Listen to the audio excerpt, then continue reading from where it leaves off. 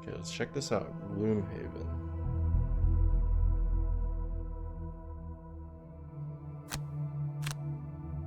Okay. I have no idea what this game... what you even do. Okay. Campaign. Be released when we leave early access. Okay. How to play. Do we want to learn how to play? In the Guildmaster mode of Gloomhaven, you are the leader of a guild of mercenaries based in the town of Demon's Gate. Okay. The region is in peril, overrun with all manner of monsters. Seems a little loud too, no? A little bit loud.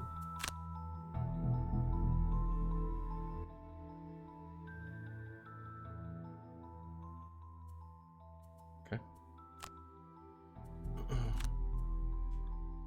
Yeah, the region is in peril, overrun with all manner of monsters, leaving people afraid to leave the safety of their villages. Your guild's objective is to restore the trade routes between these villages by vanquishing the evil that plagues the land, and to make gold doing so. Okay. Round summary.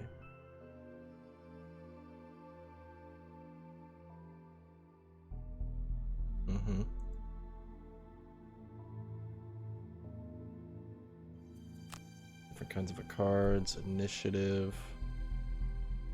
It's actually quite deep.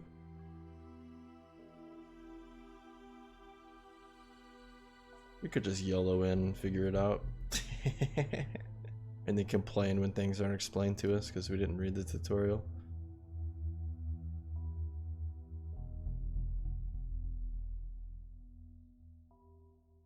I find it easier to just go in on the hardest difficulty without tutorials. That's probably what we're gonna do.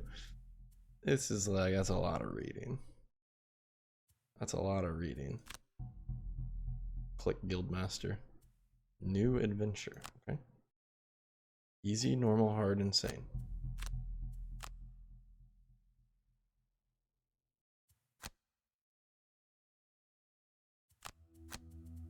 How much do we want to get punished here? Alright, what's the guild name? Sly Squadron? I don't even know how you spell that. I don't know. Shared gold or split gold? You started Trials of Fire on Cat 1? I'm sure that was quite the experience. All gold is shared across all mercenaries in the guild. Shared split. I guess we can't change that, so maybe that's part of the difficulty thing. No? Maybe you have to unlock that. I don't know. I don't know. Oh, here, full tutorial.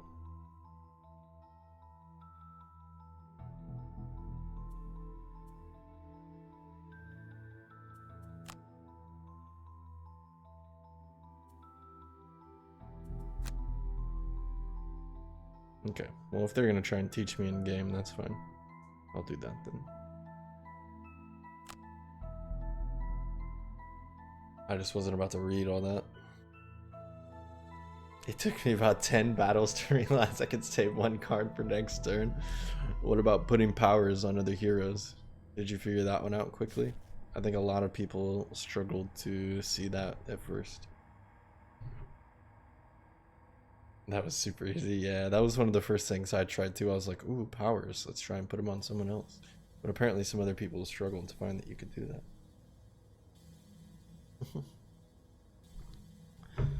Okay, welcome Guildmaster. I'm the guild trainer. I'll be here to guide you through setting up your own mercenary guild. Let's start with guiding the brute through his first tutorial. Okay. So this is a brute, level 1. Like he can do some different things. Before we get into the action, you'll want to acquaint yourself with how to adjust your view of the battlefield. So let's go over camera controls. Good. Q and E is basic stuff. You can just turn it. It looks aesthetically pretty nice. And zooming in. Oh, really cool. Okay. Also rotate the camera by dragging your mouse with the middle mouse button. Oh, also nice. It's like roguelite Divinity. Yeah, it may be. Maybe. Divinity was fun. I never beat it, but I did play a lot of Divinity. Try them out now and press continue when you're ready to move on. Okay, did that. Control a party of mercenaries, each equipped with a deck of ability cards. Cards are how mercenaries will explore dungeons, fight enemies, and loot treasure. So cards determine how you loot treasure as well. At the beginning of each round, the first thing to do is select 2 cards for each mercenary to use on their turn. In this tutorial, the brute just has 3 cards at his disposal.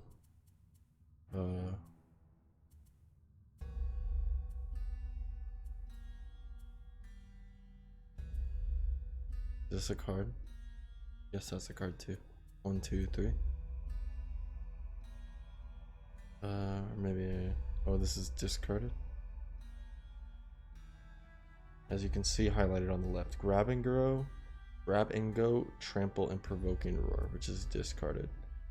It's grayed out to indicate that it is currently discarded for the sake of the tutorial. So for now, let's just select the 2 cards the brute has available. Alright, so trample, which is attack 3, pierces some armor as well, it looks like. We're moving, jumping.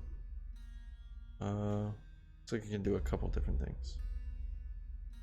We select this. See how the question mark next to the brute's portrait at the top of the screen has changed to a number. This shows his initiative. Okay, so the number next to the first card you select determines the character's initiative. The number determines the initiative for the first card. Okay. The first card you play will determine your initiative and how fast you're moving in combat. Sure. Or something like that. How quickly you do your turn. The lower the number, the earlier in the round the character will act. So lower is better with initiative. Since there are no other characters visible right now, it will immediately be the brute's turn anyhow. Now we select our second card and end selection. Now it's his turn. We selected 2 cards and now we can do things with them. Now it's the brute's turn. Time to choose some actions. Each half of a card represents an action comprised of 1 or more abilities. You get to choose 2 actions per turn, and you can pick any of the 4 card halves on the left to use as your first action. But note that you must use the opposite side of the other card for your second.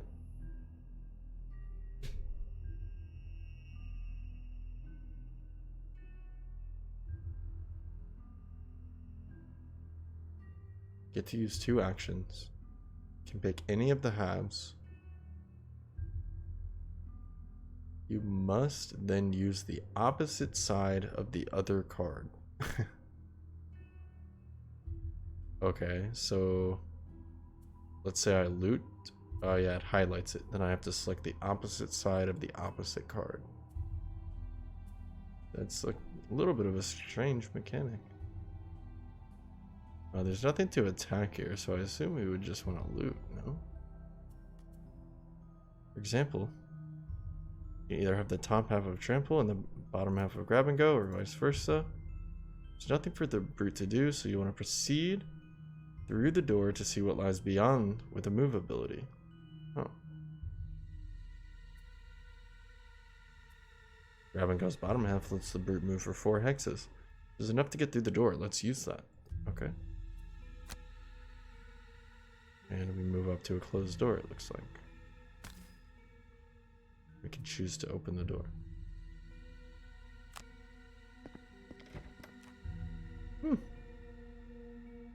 This room contains your first enemy, a bandit guard. Like player characters, monsters also select actions for their turn. Let's find out what the bandit is planning on doing this turn by hovering over his portrait. Welcome back, Severus. We are on a different game now because I tilted out. I just needed a break. Whilst hovered, you can see the bandit's intentions this round. He plans to move and attack, right? Or we can hover over him here as well. Let's see. RNG things? I don't want to blame it on RNG. We just got rolled by the worm. I think I probably could have played better. I think that one was winnable, but yeah, we died to the worm, unfortunately. It was not a fun fight for our assassin. The main issue was he had acid flasks that could AoE our stealth off. He didn't have to target our stealth. What does the worm do? His ability? Whenever he attacks, he removes all the block from the target. Yeah, he had acid AoE, as he had a couple cards that were AoE. It was quite... And then he removes all the block from my elementalist. It was, how do you beat him? Yeah, it's rough. Most likely immobilizing or weakening, or... Yeah, we just didn't have the tools at our disposal. But we maybe could have planned better for that. Okay. Yeah, weak to AoE. You're right. You're right. Whereas characters get 2 actions per turn, monsters only get 1. Albeit often with multiple abilities within. Okay. Notice how the bandit has lower initiative. That means he's going to go first, right? And would have acted before the brute this round had he been visible. Okay, so he was behind a door, so he won't get to go this turn. Yeah, Tank Elementalist did seem good, dude. I tried to make it work, but dang. But dang. As it is currently, the brute's turn, however. He'll get to finish his turn before the bandit can act. Cool. Okay, let's get the brute close enough to attack on Trample's top half. Close enough to use the attack on Trample's top half. As a second action for the turn. So... Huh?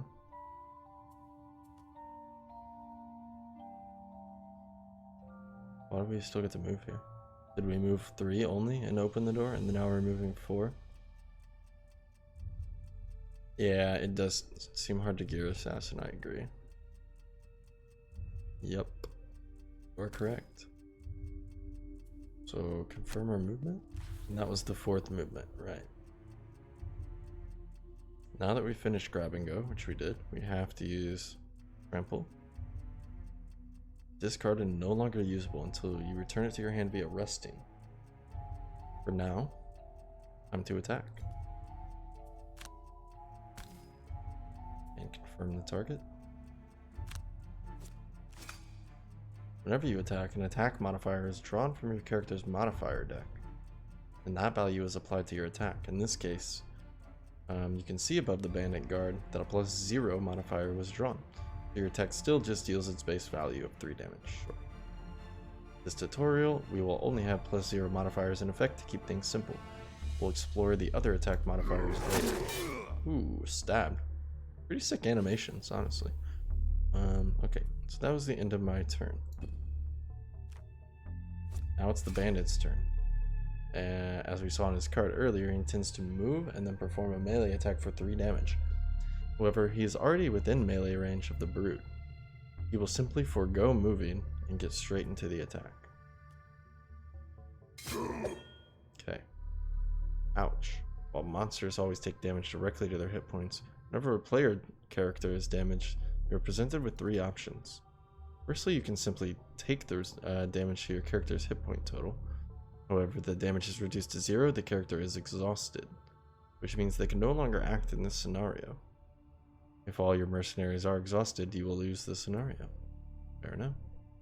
You go to 0, you die, or you lose. Secondly, you can choose to burn 2 discarded ability cards instead of receiving the damage. If you burn a card, it can no longer be recovered by resting. However, if you were to burn 2 of the brute's cards here, he would not have enough cards left for the following turn, and thus would be exhausted. Finally, you can choose to burn 1 available card. This option is grayed out as all the brute's cards are currently discarded. Okay. It is usually wise to take the damage over burning cards if possible, lest you run out of cards to finish the scenario with. For now, let's opt to just take 3 damage, as the brute has enough health to survive. Correct. Correct. Bandit's turn is now over. As he was the last character to act, it is the end of the round, and a new round begins. Okay. During the ability card selection, if you have at least 2 discarded cards, then you may perform a long or short rest to recover some of them. All the brute's ability cards are currently discarded. Long rest doesn't count as a card. And as such, he will have to rest to continue.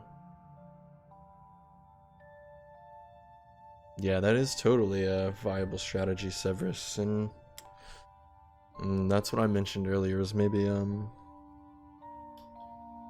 could have kept the frost package for him. I don't know if it would have helped though. We had no immobilize, I think, was the big issue, or weaken. The big issue. Okay, so short rest will burn one of my discarded cards at random, but will recover all other discarded cards. So you can recover cards to use immediately in this very turn. Interesting. Long rest takes up your whole turn and is used instead of selecting 2 ability cards, giving the character an initiative of 99. So he goes at the end. However, you not only get to choose which card to burn instead of it being at random, the character will perform a heal 2 action and refresh all item cards. Okay. Choosing to long rest here would be certain death if the bandit draws an attack for the round, as the brute has neither health nor cards to spare. Let's choose a short rest. Yep, and we'll get a card back. Okay, and this is what we got. Oh no, this is the one randomly selected as the card to burn. Once per short rest, you can opt to redraw the random card to burn at the cost of 1 damage. But with the brute's health only at 1, this is not an option. We will burn this card. And that will add 1 back into our hand. I thought it would add 1. It would add 2. Yeah, you can see grab and go is now dark to indicate it was burned. Oh no, we burned 1 to bring back 2. Yeah, right. Provoking Roar was already discarded for the sake of the tutorial. Okay. In exchange, Trample and Provoking Roar have been returned to the hand and are available to use again. Both the brute and the bandit are near death, so it's crucial to go as early as possible, which means we want Provoking Roar. Remember, the first card you choose determines their initiative, so let's choose Provoking Roar. Yep. Definitely want to go first. Go Provoking Roar first, and then Trample. Okay.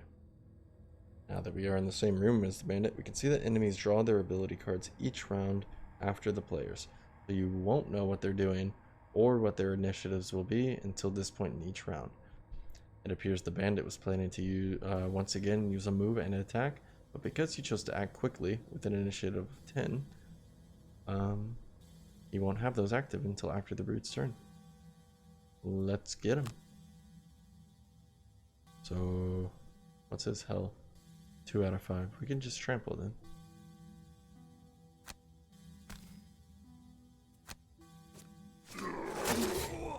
Nice. See that gold on the floor that the bandit left behind? To pick it up, you need to use a loot ability. One important rule of Gloomhaven to bear in mind is that you don't automatically loot treasure unless you finish your turn on it. If you want it, make sure to pick it up before the scenario ends. Loot abilities can also appear on ability cards, but the easiest way to collect it here is to end your turn on the hex that contains the gold pile. Okay. Oh wait, look at Provoking Roar. It doesn't have a move ability.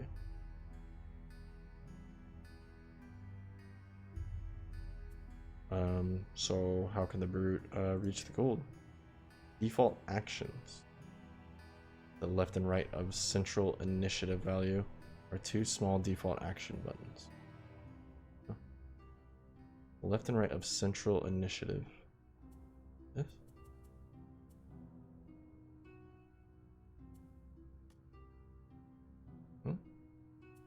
Oh, here. Hey. Oh, cool. We can use a default movement here. Grab the gold. So you only need to move 1 hex for the brute to reach the gold. You can now skip the remaining movement using the skip button below.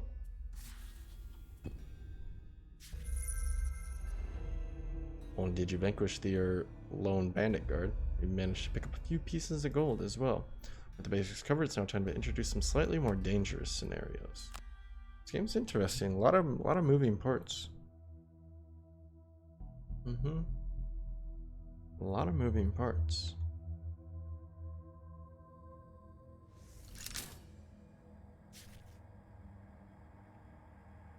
Okay, first training mission. You've learned the basics, but now we must help the gravely wounded brute deal with the bandit archer elite.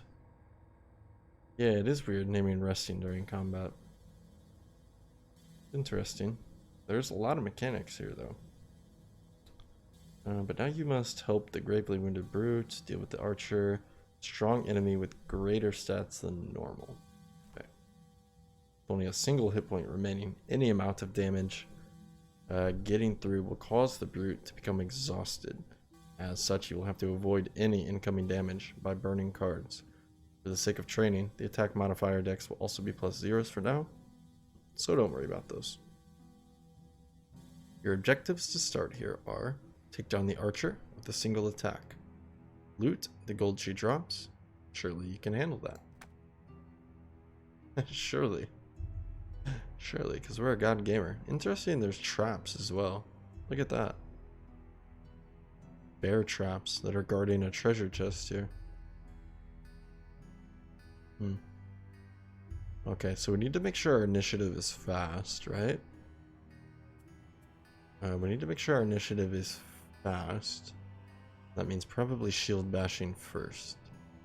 Also, that stuns as well. I see what stun does. Cannot perform any abilities nor use items on this turn.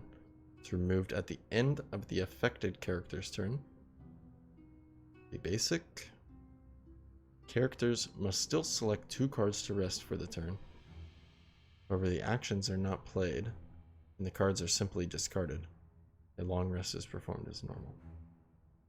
Okay. I guess we shield bash first. Then we have to select 1 more card. This loots. This attacks for 6. His health is 6, so we would like to overwhelming assault, right? Or that doesn't actually work.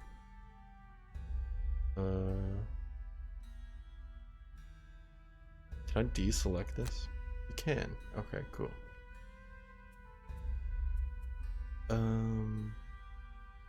So we can have 2 turns to deal with him, right? If we do this and then take a bottom one.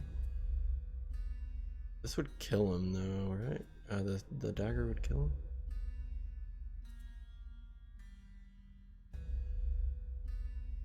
Yeah, I know we can kill him, but how do we move after? Attack deals 4, and then we take the bottom one of this one, which should be 2.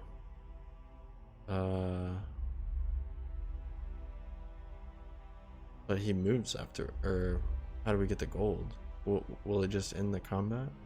It may just end the combat after we kill him. Let's try this. I mean, we need to experiment a little bit here to get used to the mechanics, so let's just do this. Oh, he's actually going first? What? I choose lowest initiative card. What? Do I just die? Okay. So we have to burn a card here. And you have to burn 1 available card.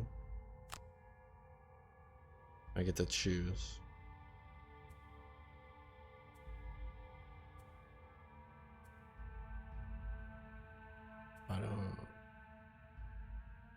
I think they both can do what we want them to do. They both can move after we kill him.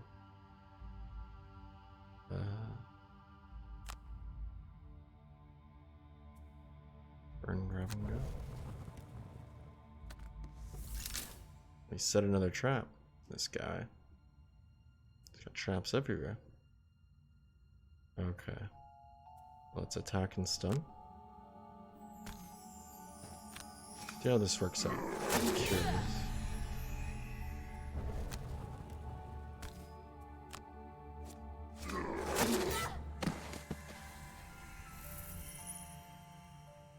But how do we get the gold? I can't move, right? Need to be able to move onto the loot.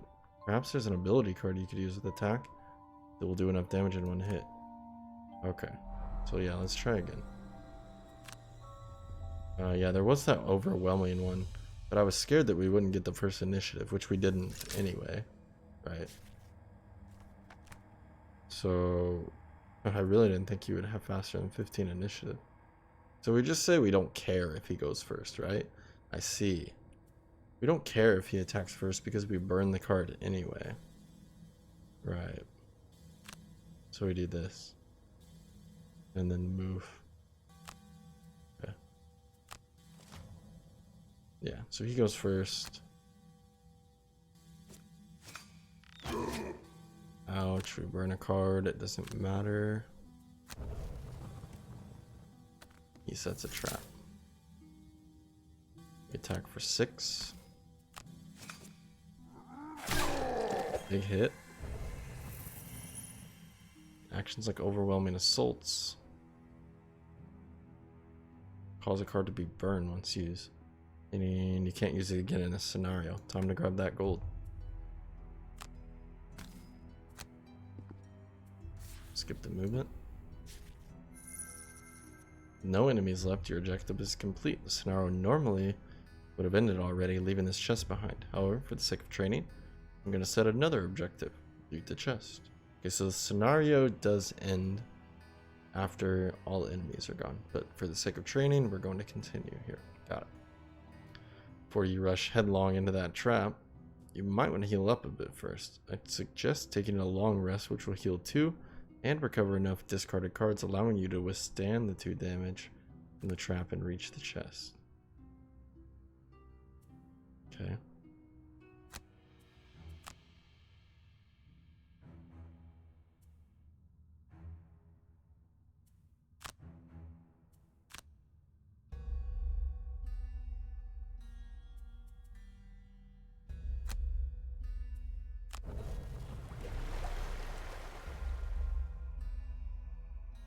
Don't have to wait for next turn, I guess.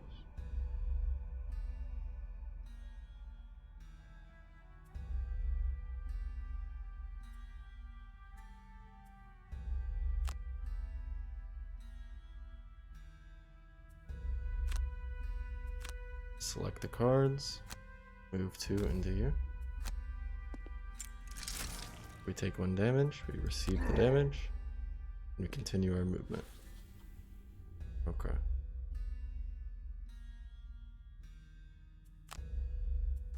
We'll skip the attack. Alright. Boots of Striding.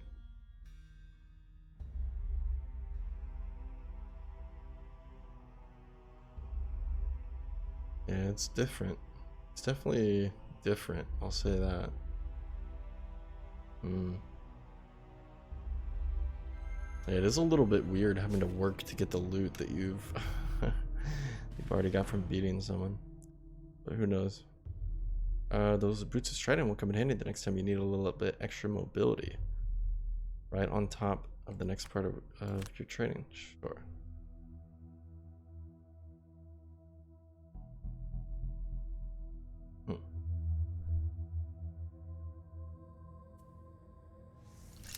God, it's so hot in my room today.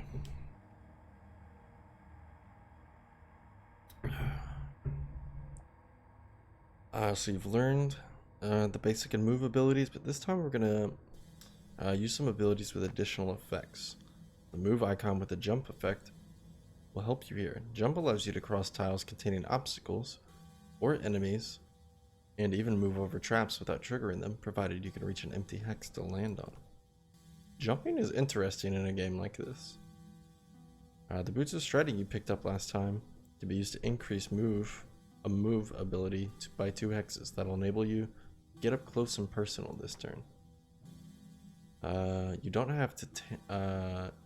You don't have the damage to take out her in one go, but if you act fast, you could apply the disarm condition to her before she can attack. I guess there's no tooltip there. Use a jump movement card to get across the traps. Disarm the archer before she attacks. Good luck. Interesting. Yeah, during your movement, add a +2 move to a single movement. Worded a little bit weird, but okay. How far can we jump? This is 2 hexes here. Maybe we can jump 2 hexes? Or maybe we can jump onto this obstacle?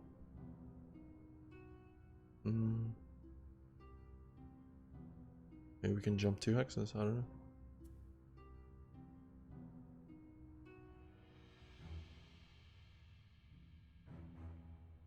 Leaping cleave seems like a bait. Okay, so we move and then jump. Don't exactly know how jump works.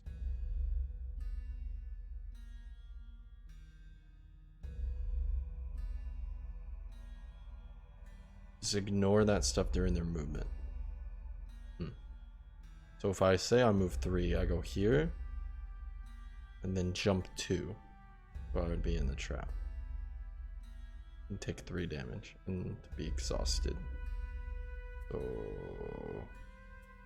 oh, but we get +2 to our movement, so maybe this is the play. We also maybe need to go first. Yeah, that's the play, right? We provoking roar first. Leaping cleave. Okay. She is planning on moving 1 and attacking 3 with a range of 4, which would exhaust us currently.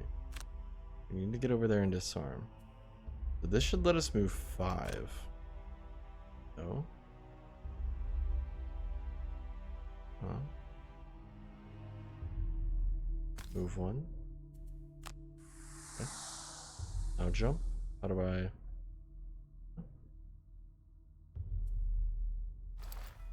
+2? There we go. You have to actually use it. You actually have to use the item. That's interesting. So we can jump this now?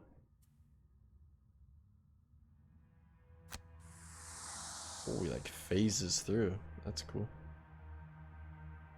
And that's all the movement we need. We can skip movement and disarm. Which we maybe should have read the tooltip on disarm. Cannot perform any attack abilities. It's removed at the end of the affected character's turn. Okay. So now they can only move. Thanks to disarm, the archer can't attack. It's low on health, so you should be able to finish her off. Your objectives this turn are kill the archer, jump over the traps, and loot the chest. I want you to achieve both this round. Okay.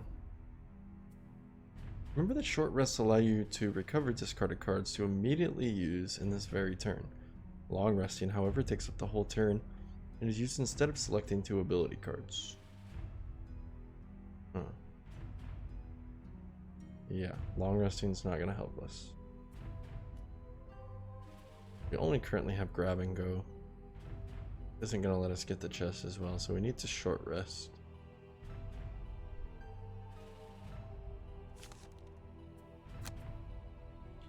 Provoking roar. What's their health at? Guess I can't see. Guess that's fine. Health is at 2. Okay, so we need to be able to get to the chest as well.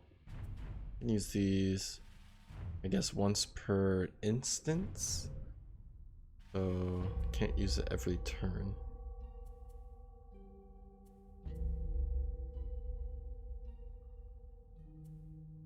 We could attack and then...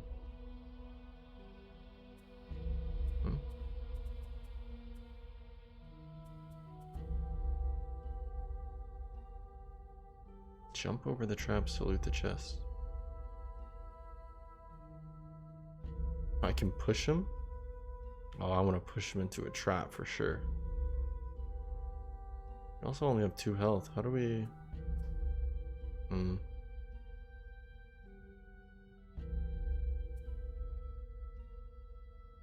Oh, here, this one jumps. Attack for 6 and then jump.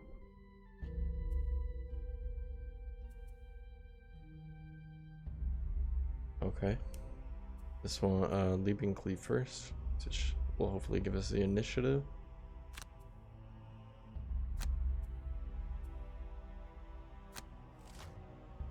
Yep, we have initiative.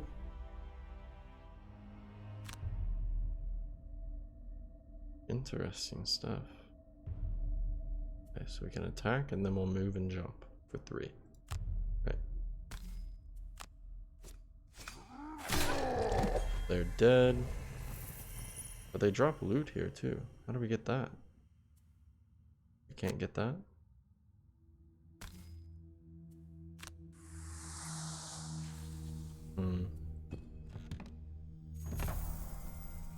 Guess this is better than that. It's just gold. During your turn, perform a heal 3 self action. Minor healing potion. Okay. Rest, stab, and jump right onto the chest. Nicely done. This potion will surely be of use in the missions to come. We'll see.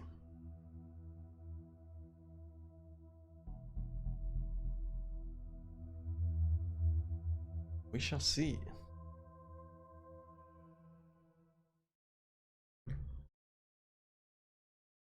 Be a successful guildmaster. You need to pay close attention to enemy actions and try and plan your moves around them. Just one simple objective for you this time. Don't get attacked. I'll have to start over if an enemy manages to land a hit. You need to escape this room by opening the door in front of the brute. But remember that enemies in the next room will also get to act this round. My advice, act quickly. Looking carefully at what actions the enemies are going to take, I set you up that you should be able to find a safe place to stand, out of reach from all enemies. Huh.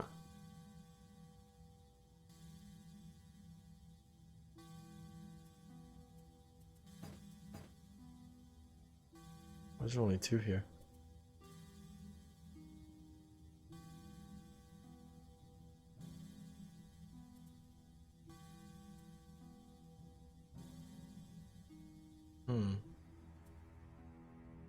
We just have to not get attacked.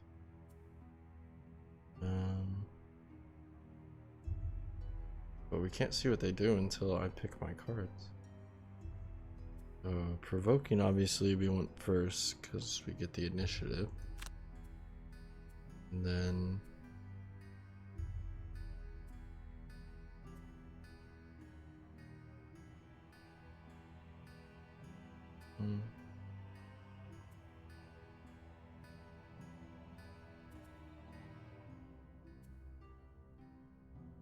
Oh, just movement?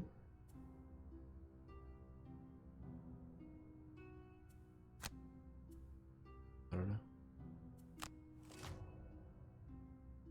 Okay, we go first. So who are these 2? Bandit Archer, Bandit Guard.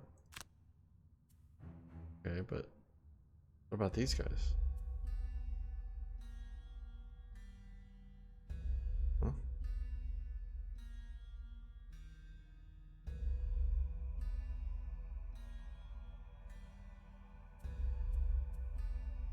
I guess all the Bandit Guards are playing this card? I don't... They all do the same thing?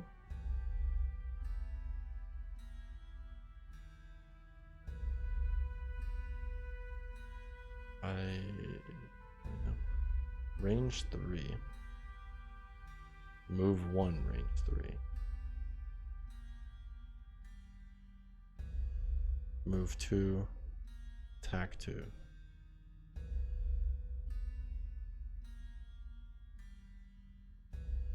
How do we get out of move 1, range 3? Staying away from the melee guys.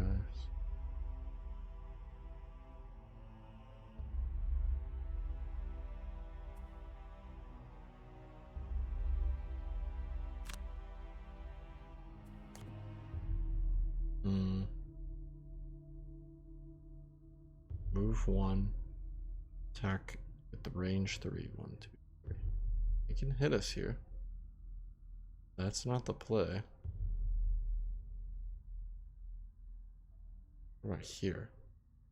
Move here. 1, 2, 3. Here, but then this guy could just move 2 and attack us. He only has to move 1. Could move 2 and attack here. Right here. Nope, then we're in range of the archer.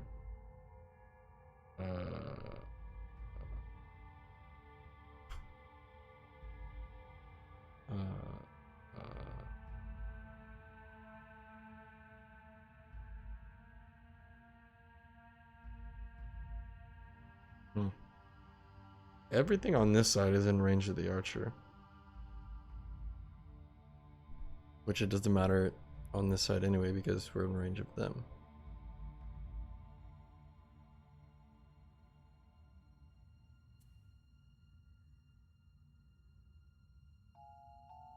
I mean, we could disarm, but then this guy comes to attack. I don't... We go for the door? I don't know. We're gonna try going for the door, I guess.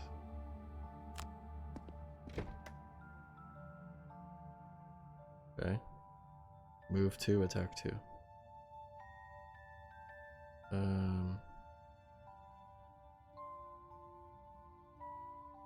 Move 1, attack 3. We're out of range of that. We're out of range of that too. We end our turn here.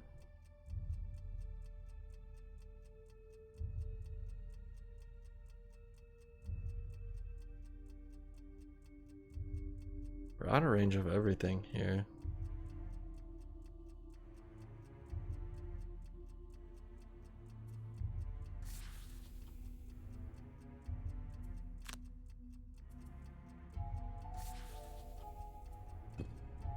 Is this what they want us to do?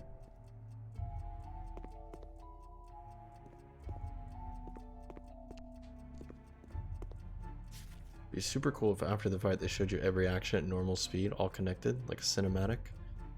Yo, if you like that, Fights in Tight Spaces has that. I even have some content of that on my YouTube. They have that. It's like it's a fighting game like this, not hexes. It's squares instead of hexes. But yeah, have you played Fights in Tight Spaces? It's sick. Oh, I went back and tried the new patch the other day. It was fun. It's one more round of dodging to complete the mission. Find it tricky to locate a safe space this time. Perhaps you could try preventing an attack to survive. Okay. Perhaps we could.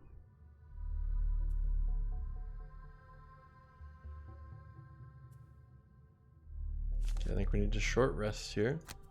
Put a card back. Put cards back. We're in this one.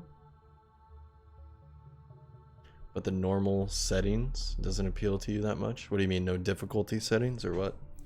Because I think they're planning on adding difficulty settings. Unless you mean something else.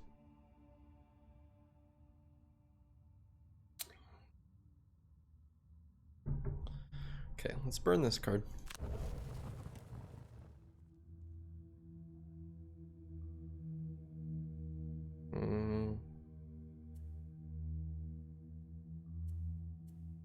So we can disarm. Maybe just disarm this guy? Oh, okay. I got you. Yeah. I got you. The actual setting. Yeah, got you. Yep. Yep, it is a normal setting. Humans and stuffs. So we can't see what they're gonna do yet, but we know we want to Provoking Roar first, so we absolutely click that. So we can go before they do. Probably going to move one in range 3 again. Which means we're gonna have to like get in here and then disarm this guy. I mean like a big move. Move and push. I don't know.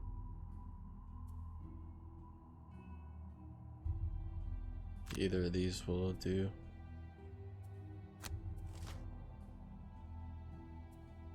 Maybe I should have looked at that better. Now she's moved 2, attack 2 with range 3. Better move 1. 1, 2 with range 3. We have to be like here. Yeah, we have to end on here or here. Which works, right? Let's go here, confirm, attack. Oh, we can actually even move further. We attack, disarm, confirm, and he can no longer attack, and we should be safe here.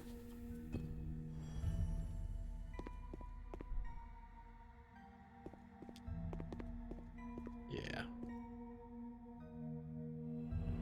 Okay. How about that disarm? Pretty powerful condition, huh? That and a nice low initiative 10 makes Provoking Roar a real nifty card for getting out of nasty scraps. Scrapes? I think they meant scraps, but they put scrapes. Okay. One more test, and I think you'll be ready to start exploring the world and recruiting mercenaries for our guild. Interesting.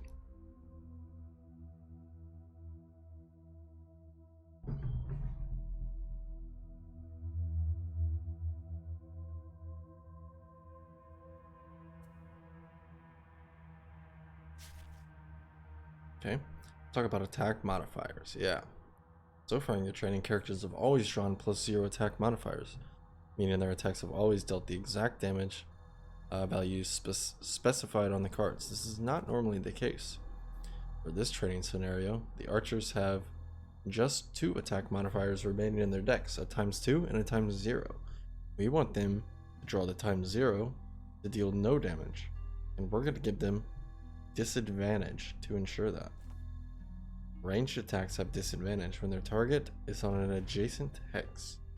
This forces the attacker to draw 2 modifier cards instead of just 1, and the worst result is selected. Cool. As the archers only have 2 modifiers remaining, if they attack with disadvantage, they will draw both, but be forced to choose the 0 over the ×2 as the worst result, dealing no damage. You can see when disadvantage will apply on the flashing purple symbol next to the health bar. Okay. You can only disadvantage one archer here, so kill the other with a ranged attack. Should be easy as the brute's attack modifiers deck is full of +1s for this mission. You can thank me later. Your objectives: stand next to one archer to give them a disadvantage. Kill the other archer with a ranged attack. Sounds simple enough. What about this chest? I would like to get the chest as well.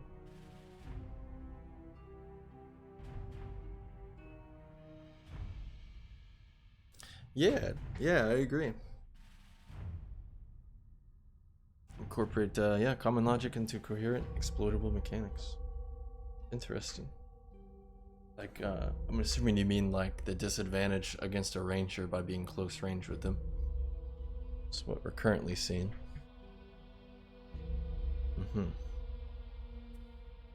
Cool. We can move 4. Would get us in range here. We could also move here. And this would allow us to disadvantage this guy, right? Can we see what these things are? Oh, attack modifiers. There, you can see the attack modifiers of their deck. They have 1 ×2 and 1 ×0. And same thing on this one. Yeah. And their health's the same. What's different here? Bandit Archer 11, Bandit Archer 7. 2, 2, 3. 2, 2, 3. It's all the same, except that number that I don't know what it means. Okay. Oh, we also have the boots still as well. Cool. So what's the range attack here? Right there. Range attack 3. But we have modifiers, right? Yeah, we have a 3+1 modifiers. Cool. Cool. So it's pretty simple here. We want to spare dagger first for the initiative, and then grab and go for the movement. Yeah.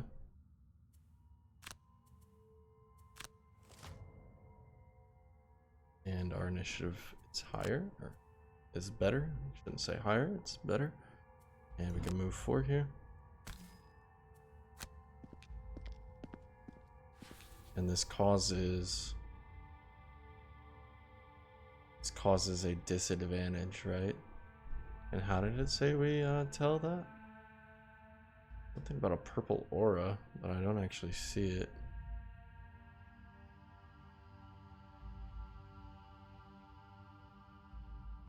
I don't know.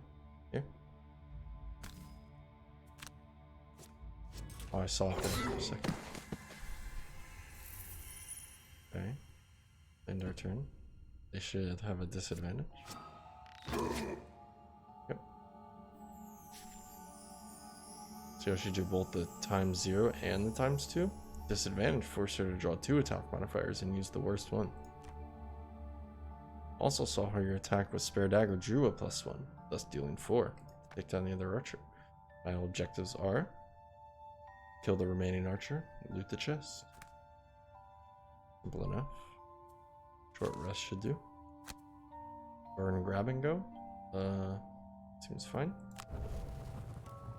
Now we have spare dagger.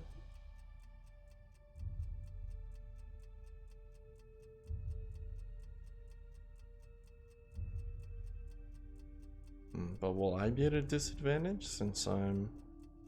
I guess it doesn't matter since all my modifiers are +1. He has modifiers now. We only have 2 cards, so we do it like this for sure. Our initiative is better. And yeah, even if we're at a disadvantage, we still kill.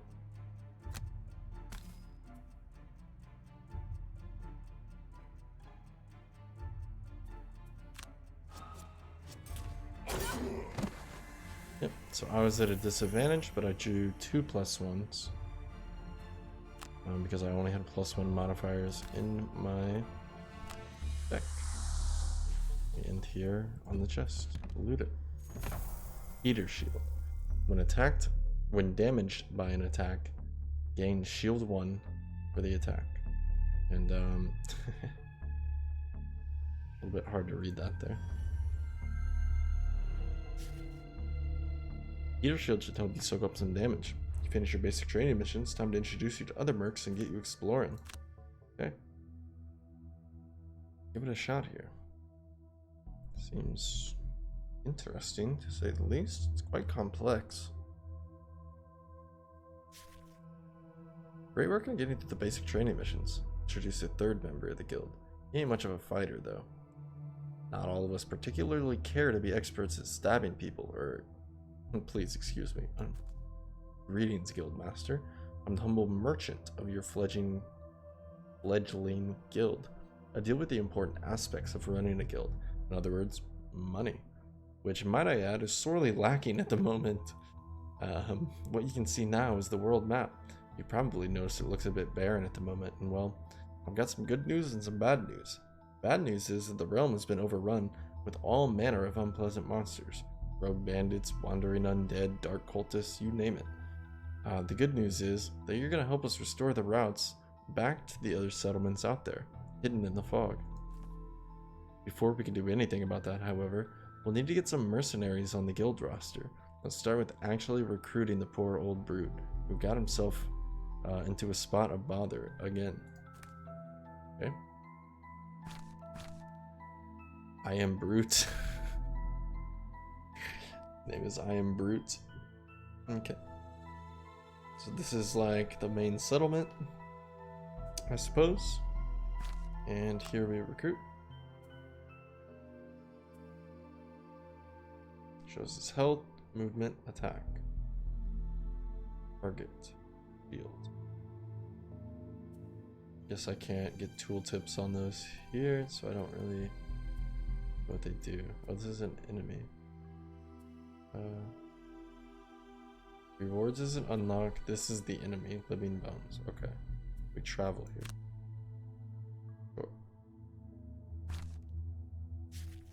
Oh. Ooh, I really like this art style. The trainer tells you to head to the Demon's Gate graveyard, and there you will find a mausoleum with a smashed-in front door. Walking down the steps into the gloom below, you follow a trail of broken bones till you hear the sounds of battle. Entering a chamber, the badly wounded brute is facing off against a number of undead. So it says enemies, but are we saving this? I guess this isn't the brute. Yeah, this is who we need to kill to save the brute. Right. Let's enter the dungeon. Interesting. Interesting. Okay, so here we are. There's a couple of them, actually. You can look at more closely what each individual character can do. In this scenario, Brute has 2 level 1 Living Bone elites to deal with, which means their stats will be greater than their level 1 counterparts, or level 0 counterparts. Monster stats are combined with base ability cards, with base ability card drawn for the monster class's turn, resulted in the cards you see when the monster's card for the round are revealed. Huh? Monster stats are combined with a base ability card drawn. The monster class's turn. Resulting in the cards you see when the monster's cards for the round are revealed. So expect them to move a bit further and attack a bit harder, because they get the stats combined with the base ability cards. Got it. Got it. Especially as they are elites. Take note how they both have an innate shield 1 effect, indicated by the shield icon. Each point of shield prevents 1 damage from incoming attacks. However, an amount of shield can be ignored if the target, if targeted with an attack with Pierce, right? Goes through shield, sure. I have it on my good authority that these living bones are going to attack more than once each this turn. You are low on cards and won't be able to afford to burn any cards, so surviving here would require some shielding of your own. By the way, while these shields are an innate persistent effect, normally active bonuses granting abilities such as shield are accompanied by a round or persistent icon, or a number of rounds, or persistent like a power. Right. Your objectives are to kill a living bones using an attack with Pierce, buy some shield of your own, use your minor healing potion. Okay. Right.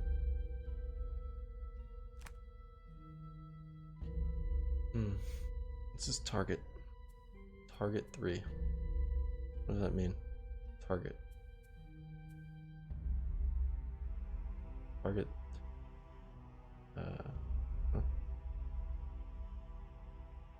I don't know what that means. I guess it doesn't want to tell me.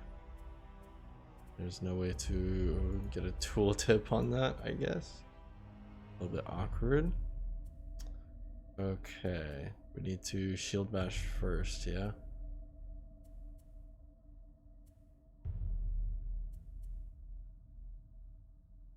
What's no modifiers in my deck? There's 0. They have a good bit of modifiers. Yeah, maybe it's like exposed. I don't know. Target. I can't I don't know. I can't go over there to hover. I can't, yeah. We're on our own. We want to shield bash first to get the initiative. Hopefully here. And we have all 0s in our attack modifier, so Doing a ranged attack up close isn't really a disadvantage because we have no times zeros. So we could we have plus ones or zeros? Zeros, right?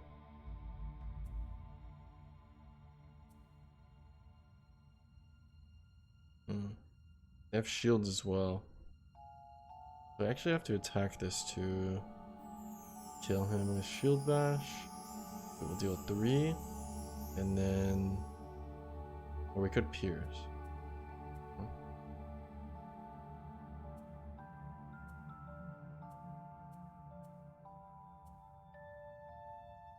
I mean, we're gonna use this, right?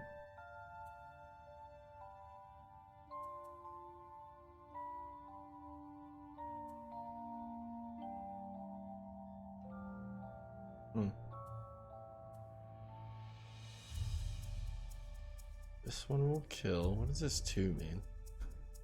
Stun for 2 turns?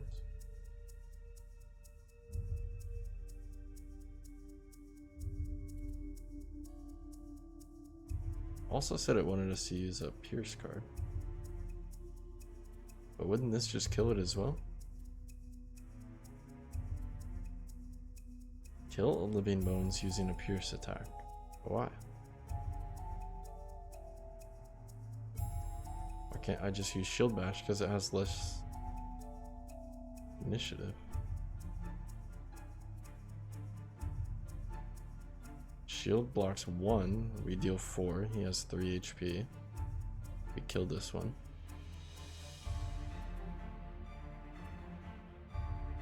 Shield. And health potion. I don't see a problem with that.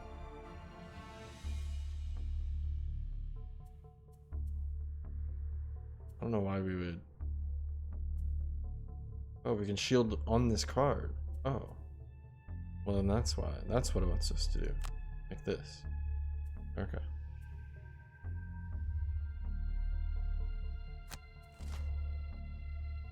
Okay, so now we know what they're gonna do. Sure.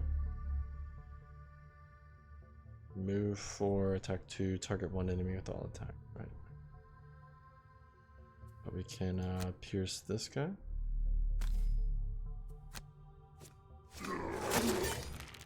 Alright, living bones is dead. Shield himself.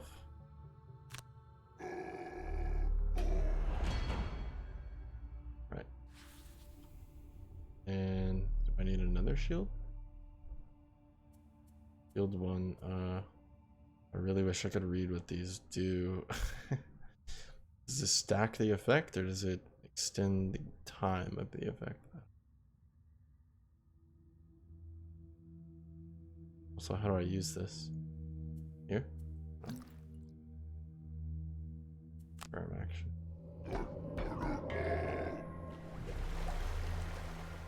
Alright, so we should attack 2, but we shield 1. We should take like 1 damage. Understand that correctly? Okay, he rolled a +1, so we took 2 damage.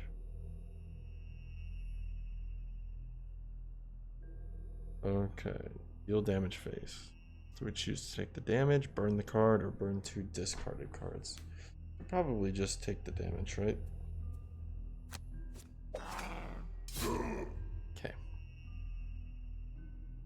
And we could take 1 again. Let's see why not. And now we could choose to burn a card.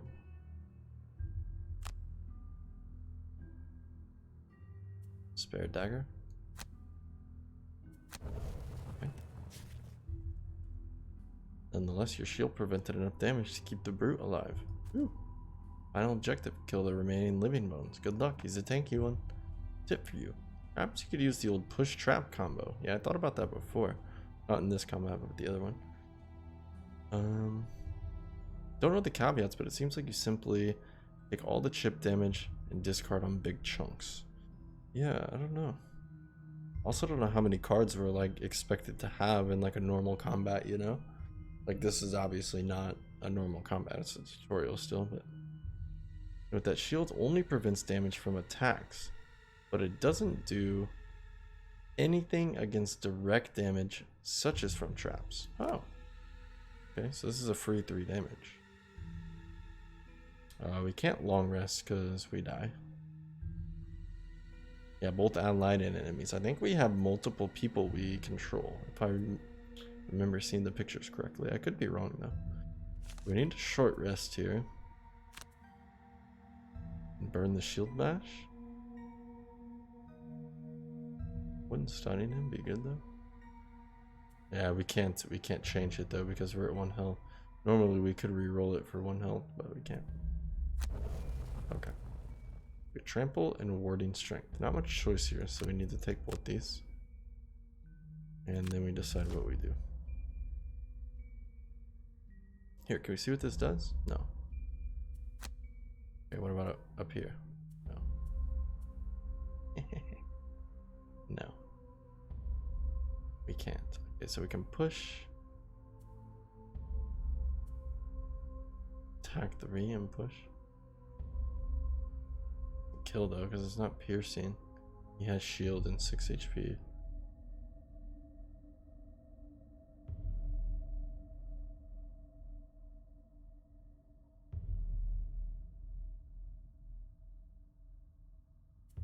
On the next 6 sources of damage from attacks targeting you, gain 1 shield.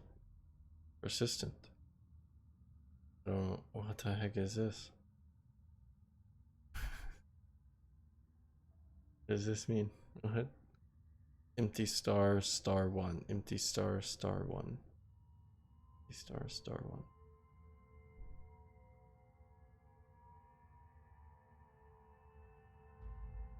Hits. Shouldn't we be shielding 1 on all of these hits then? Next 6 sources of damage from attacks targeting you, gain 1 shield. Persistent until the card's conditions are met.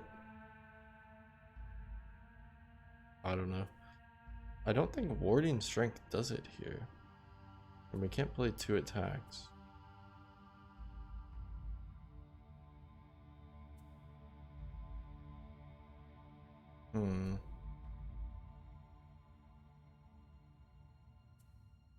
If we attack here and pierce, we can't push because they're both on top.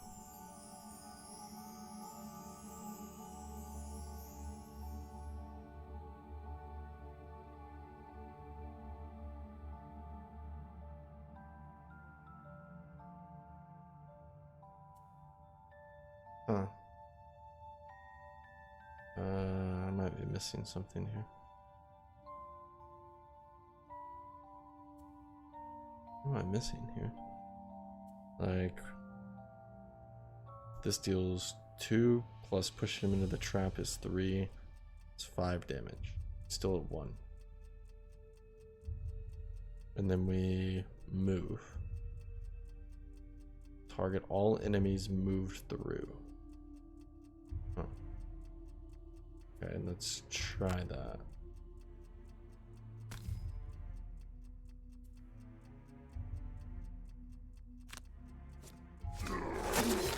Roll a +0. And now we get to choose where to push him. Oh. So we push him here into the trap. Why can't I confirm it? Huh? What? Huh?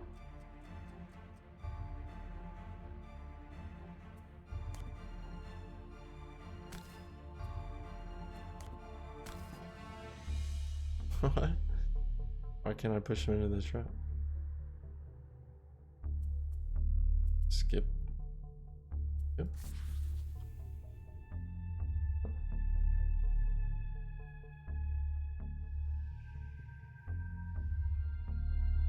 Okay, well, I thought I would still push him 1, yeah. Oh. Okay, well, this was not the way to do it, so we can just, yeah, this is whatever. We need to redo this. Just whatever, confirm it. This is not it. Yeah, we're dead. Can't get it. Yeah, just reset me, please.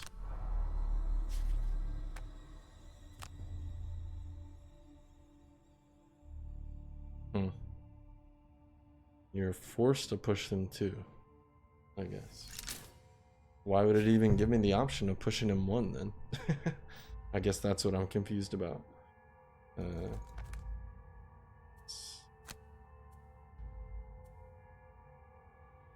Yeah, I hit skip push and it didn't push him one. It just skipped the push entirely. So, yeah, I don't know. Yeah, I assumed it would as well. That's weird. I guess you're forced to push him too. Well, there's 2 traps here. I guess I should just push him too, but I was slightly confused.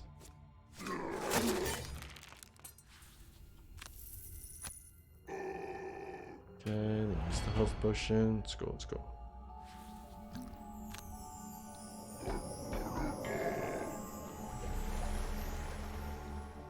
Yeah, you might be right.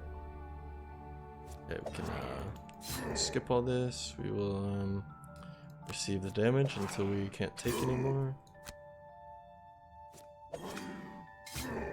Burn an available card. Dagger. Burn. Okay. Short rest again. Burn the shield bash. We have no choice. Alright. Here we have no choice as well. Okay. Let's try this again. Push him. Confirm target. Now push him too.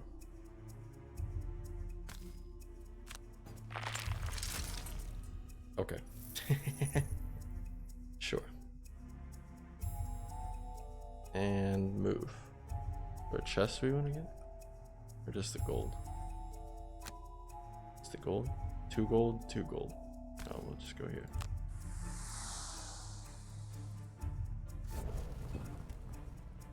Wink.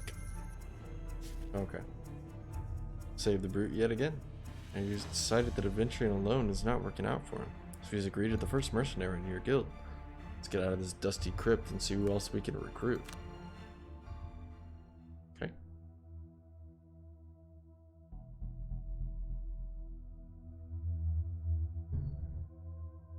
Okay. Okay. That's complete. We get some sort of unlock here. He can soak up damage as well, but he's not the most mobile.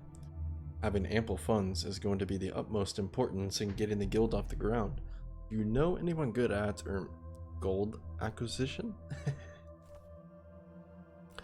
I know just the woman. She's also a dab hand at poking holes in those who get in her way. She's in the process of liberating some gold right now. Liberating gold. Shall we lend her a hand? Okay. I'm gonna help liberate some gold here. A blade in the night. The trainer has ported you in the location of a second potential recruit. Travel. Interesting. Ooh. Trainer points you in the direction of the ruined crypt on the outskirts of town. Dead bandits litter the area, many with knives still embedded in their corpses. It's clear they didn't see the attacker coming. Dang. Cool.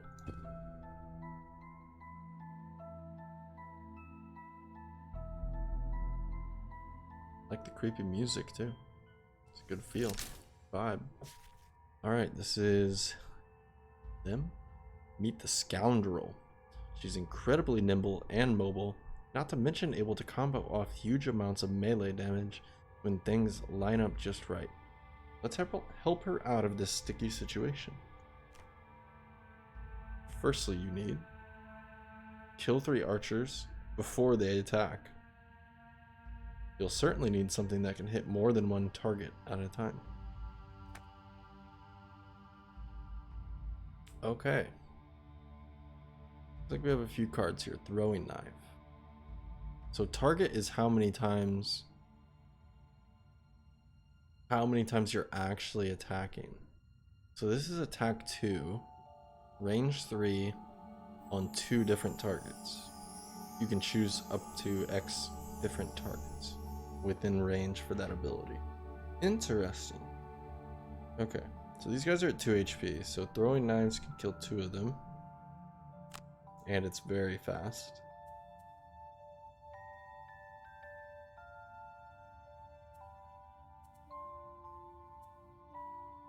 And this is attack 3. How do we move though?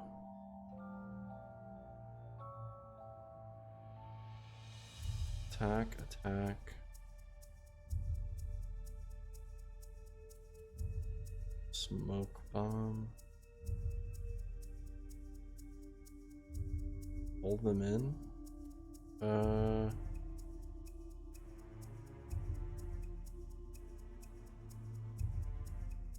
Could pull them in so that they're at a disadvantage, but it wants us to kill all 3 before they attack this round.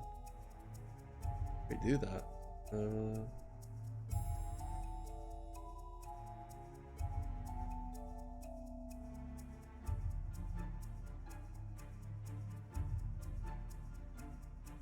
Huh? Oh, can we pull him into the trap? Okay, we pull him into the trap. Right. That's pretty sick. Attack 2 different targets, confirm 1.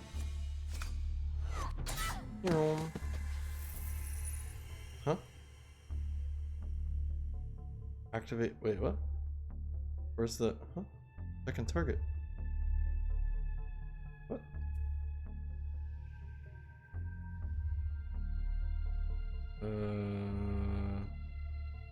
Okay, something went wrong there. Can we restart?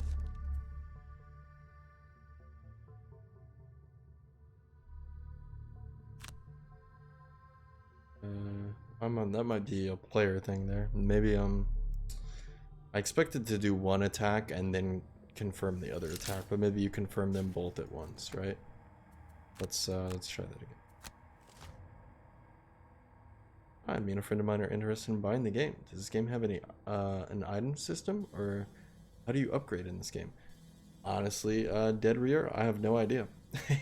I just started playing this game and we're still in the tutorial. I have no clue, my friend. I have no clue. I'm learning along with you. Okay, let's try this. So target 2. So we click 1, then we click 1 again. Like that. And now we've selected 2 targets. I see.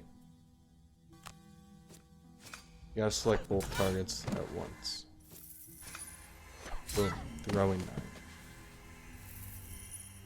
Yeah, there's like these. I don't really know how the system works though. It's like, seems weird. Yeah, and how strong they are and stuff. Yeah, we don't know. Okay, so let's pull. And can we choose what tile to pull this guy to?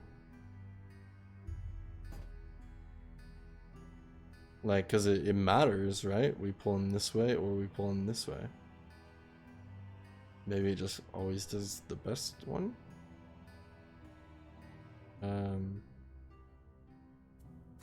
Okay, confirm. Oh, here. You have to choose where you want to pull him to. And confirm the pull onto the trap. Sick. Actually pretty cool. Okay. Feels good picking off multiple targets in a single turn, doesn't it? One last objective. Loot at least 5 piles of gold this round. Tip for you. Sometimes the top half of a card allows you to move too. Loot abilities pick up all of the gold within the radius specified by the value.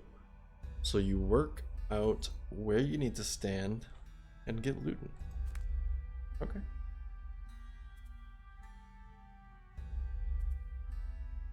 Short rest, because we can't long rest or it ends the round. Okay, so burn smoke bomb.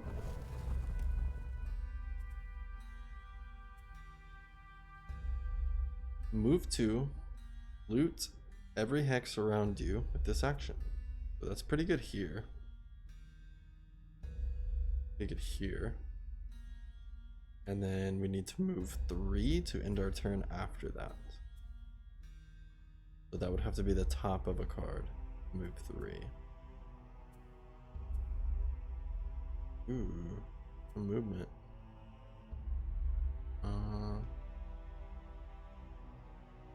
Oh, move 2 and get this one, right?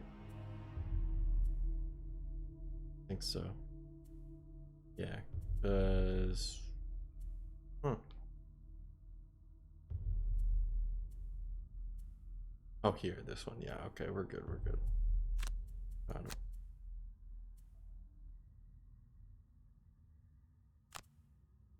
This one and this one.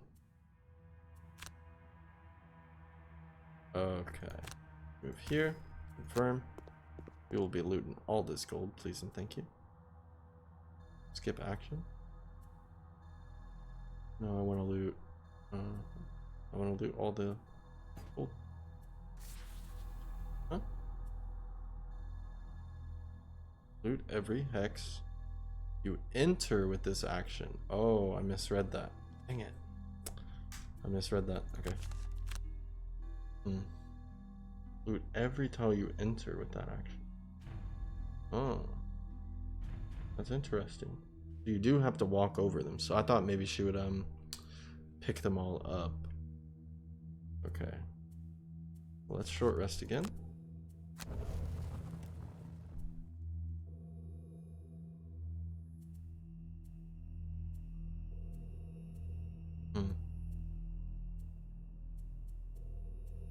Loot every hex you enter.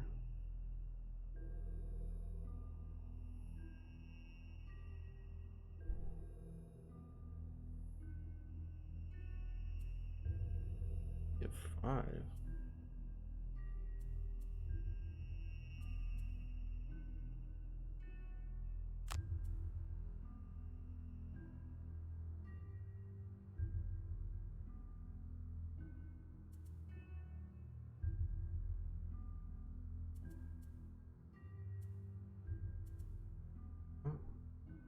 How do we get 5 of them? I think I'm missing something important here.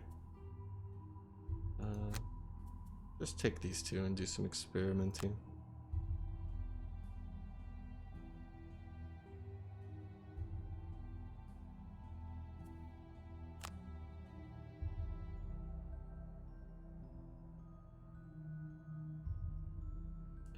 At least 5 tiles.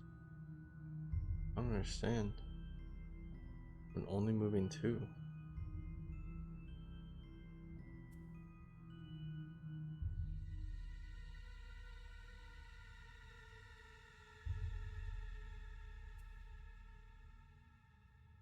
Like at most, you can only pick up 2 with this.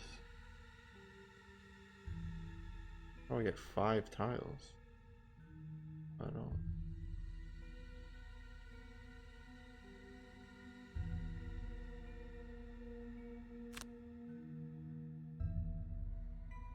I don't.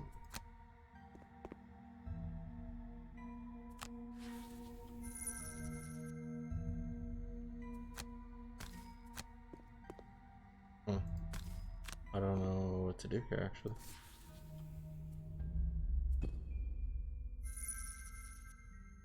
We can end one and still complete this. Oh wait, what? Why is the fight not over? I thought we only had one. Huh? What? Loot at least 5 tiles this round? Why did... what? Huh?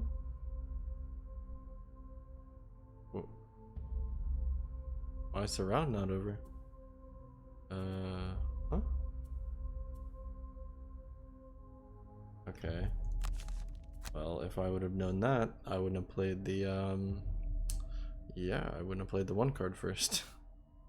Thought we only had 1 round to do it, according to the objective, but... oh, and now it's saved here. Right. Okay.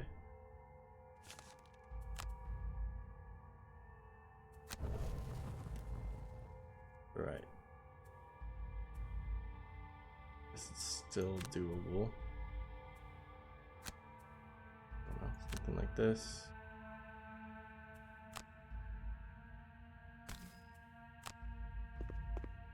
Oh, no. No, undo. What? Oh, does that mean I'm gonna collect it as well? Nice, okay. And then, yeah, this doesn't work. I don't know. Can we still collect it? I mean, we can still move. I don't know.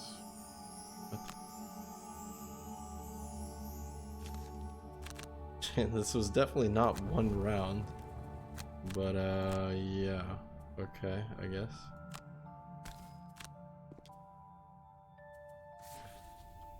Sure.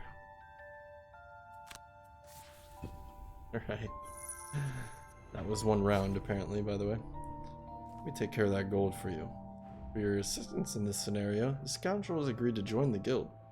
That means we've got enough mercenaries now for a proper mission.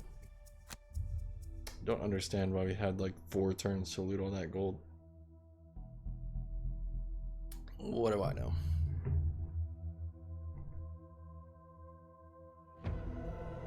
Okay. First thing we should do as a guild is re-establish the trade route with the Gibbet Hill to the west. We've been having a small problem with bandits in the woodland en route, but the brute and the scoundrel to assist, but with them to assist. That's nothing that should cause you any trouble. Okay. Yeah, matching looting being the hardest part. I was just confused. It said 1 round. I don't know, man. I'll give you some much needed experience on the job. Yeah. Oh, it will give you much needed experience on the job and allow me to get some new items in stock once the way is cleared. Go knock some bandit heads together. Yeah, on behalf of the game, I know, right? I agree. That was a little bit confusing. Cool animation. Okay. The bandits are blocking the road. Up to us to drive them away. And so we will unlock Gibbet Hill by clearing the way from bandits. Got it. Got it. So we're on the way. Here they're blocking. Ooh. The road is deserted, and you make your way towards Gibbet Hill. Trading in the area has effectively stopped for many months now, with so few daring to venture along the main highways. As you make your way along the trail, wending its way through the wooden grove, the crack of a twig snapping underfoot pierces the silence. You hear rustling in the undergrowth, getting louder as its sources make its way towards you. Okay. We're gonna be outside now. Oh, that's cool. Right, this is your first proper fight. Looks like 2 clearings with a couple of bandits each. Just remember what I've taught you and don't enter the second clearing until you are ready. You can change your character's starting positions this time by clicking the white hexes. So choose a formation that suits you before starting your first turn. By the way, if you're struggling to make out objects and enemies in the undergrowth, you press tab to highlight them. It's beautiful. I like it. Even shows the traps and stuff too. Traps actually kind of hidden, so good thing it highlights the trap tiles. You can also see the turn order of the monsters. You can also see the turn order of monsters of the same class this way. They will all get the same initiative from the card drawn for their class, right? The actual order per monster on that class's turn is determined by the ID of numbers. Lower numbers act first. Oops. What is this? Is our deck? It is really immersive. It's actually quite a pretty game. There's a little bit of... I mean, it does this so you can see your characters, but yeah. It's cool. Actually looks really pretty. Even the tiles. Nice. Nothing to really complain about aesthetically. Looks good. Even look how in between the tiles, because it's a forest, these are like vines, or like these are like, you know, tree roots that come out in between the tiles, the hexes. It's quite cool. And you can see now we have a ton of cards. Wow, this is way different than the tutorial. Okay, holy cow. And we can just switch this as well. Interesting. Um, toss a coin to your hangman. All these references is so funny. First we had, what was his name? I am Brute was the quest. I am Brute instead of I am Groot. And now we have toss a coin to your hangman instead of toss a coin to your witcher. Interesting.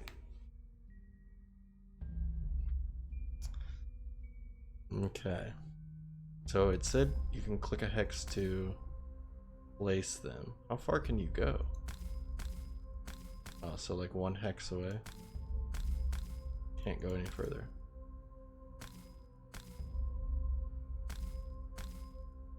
Okay.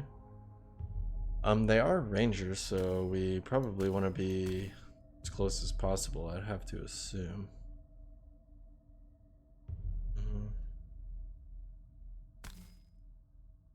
And we have these items still as well. Like, kept us those items. And she has a healing potion, our scoundrel, right? Is this a one-time use thing, right? It is, I believe.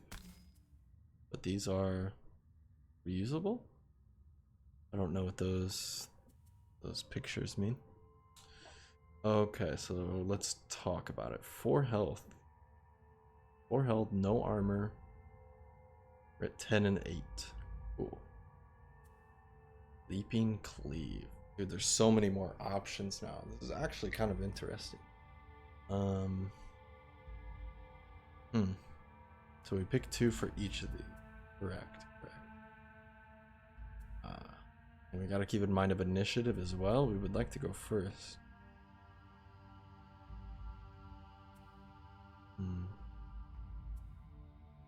3 away. Let's see what she has. Can she like disarm from range? That would be cool. On your next attack, while invisible. Wait, so you become invisible on self, and then on your next attack while invisible, double the value of the attack and gain 2 XP. 2 XP, that's what that is. XP. Also pull from a range of 3 is unfortunately not enough. Okay. Let's just start running through what we have here. Attack 3, add +2 attack and gain 1 XP when the target is adjacent to any of your allies. Or we can use it to move 5. And this is incredibly fast, might I add. The initiative on this is nuts. So we could use Flanking Strike for our initiative card here. The Brute looks like a normal elf with that perspective, yeah, until you turn him around like this and see his face. Look at that face, dude. He looks wild. Game actually looks really pretty. I kind of like having it zoomed in like this. Okay, let's leave it like this. So Flanking Strike we can use to move extremely fast and go here. We have a 4 damage attack. +2 attack and gain 1 XP when the target is adjacent to any of your allies. I don't know how this works, right? Like, so say I take this and I use Flanking Strike to move 5. I go here. Am I forced to do the Scoundrel's turn because the initiative is higher and then we have to do his turn? If so, then backstab doesn't really make sense because we won't have the ally next to us, right?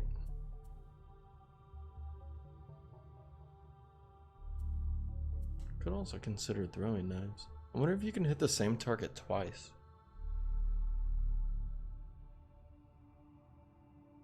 One way to find out, yeah. A lot of questions I have here. I'm seeing if we have an attack 4 first. If we have an attack 4, we'll use that. Also, our attack modifier, right? We have a bunch of attack modifiers now. They could help or hinder us. Okay. Venom Shiv. Ooh. Poison. Enemies add +1 attack to all their attacks against a poison character. Okay. A little bit weird worded like that when you're talking about poisoning an enemy, because then it would be friendlies add +1 attack to all their attacks against a poison character. This is described as if you're poisoning yourself, but assuming that's not how it works. I mean, we could just try and swift bow him. We could get lucky, right? So, looks like we have 5 or 6 zeros. 5 +1s, 5 -1s. 1 + 2, 1 × 2. This is quite interesting. Okay, I think we'll start with flanking strike, but let's see what he's doing. Probably also like to start with provoking roar.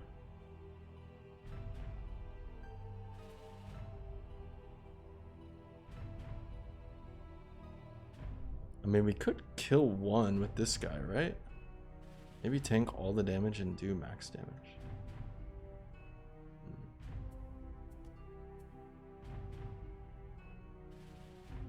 What if we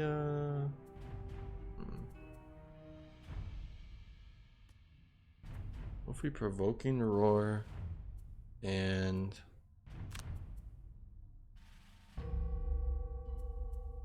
provoking roar? Need to move 3. Oh, here, skewer. Oh.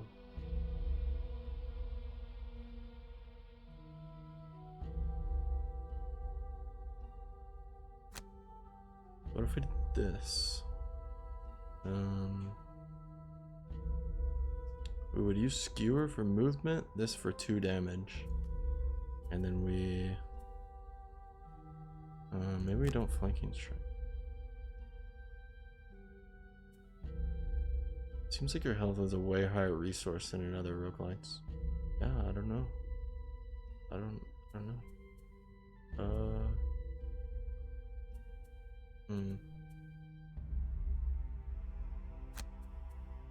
Throwing knives. So we could do this, right? Flanking strike basically just so that we have the initiative and we can throw a knife.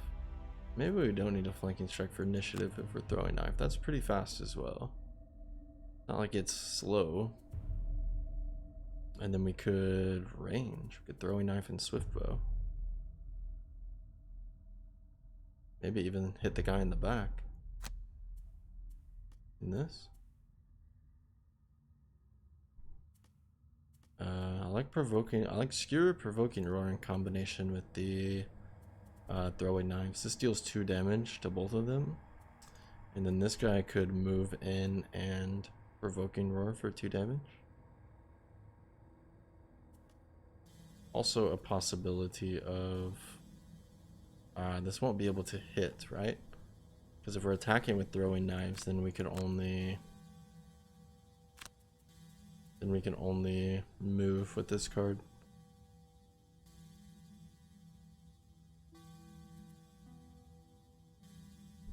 Dude, what the heck? This is interesting. Always play cards in pairs of slow and fast. Yeah, that's what I'm trying to do right now.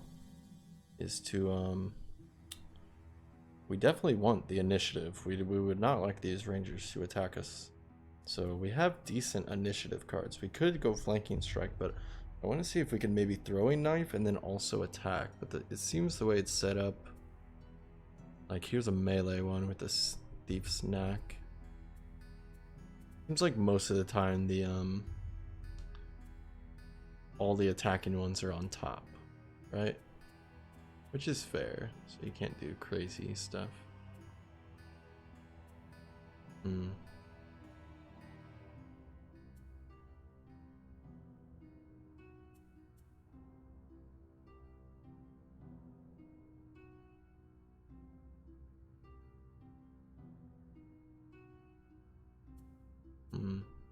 lot of working parts here. Is there anything better we could do here? Attack X, where X is the number of hexes you move so far this turn. Move X, where X is the amount of damage you've inflicted. That's an interesting card.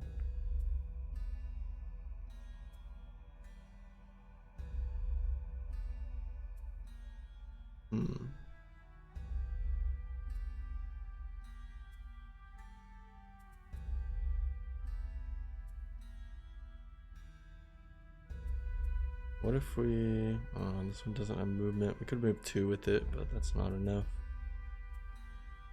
Need something to move 3 at least, like this skewer. And then we're attacking with the top card, but we need this one for the initiative. Maybe we go Shield Bash.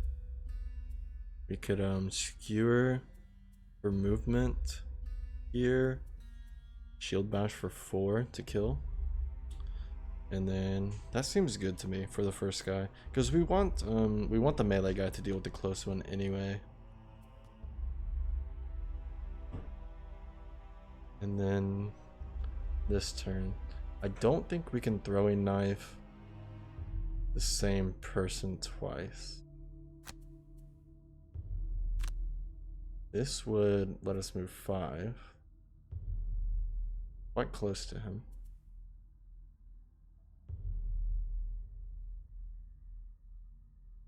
Enhancements, right? Huh. Ranged 4 for attack 3. That could kill. There's a chance that could kill. Wow. Okay, well, let's try that. Yeah. Move this. Okay, let's try that. Ooh, they're attacking fast. 14 initiative. They're creating a trap. Moving and attacking. But we get to go first. At least take one of them out. Move 1, attack 1, range 3. Move 1, range 3. 1, 2, 3. 0 damage traps, is it? Wait, a 0 damage trap. Why is it 0 damage?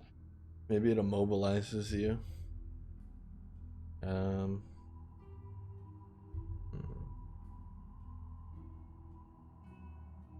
Thing is, I need to take this person's turn first, right?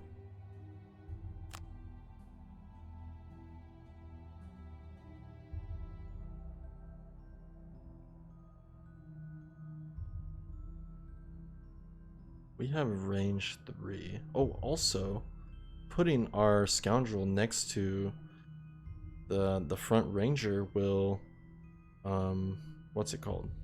Will mess them up. I forget the word, the keyword, but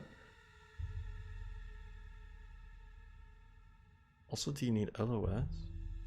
This is range 4. We could go here, but I don't know if we can attack through that guy. I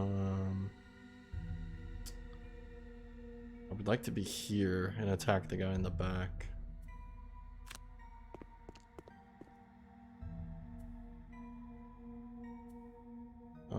So we forbid our movement here. Is there a way to see LOS?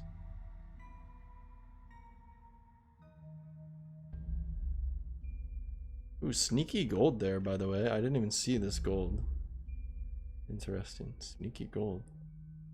I would think that I have LOS here. So I'm going to skip my movement on this tile.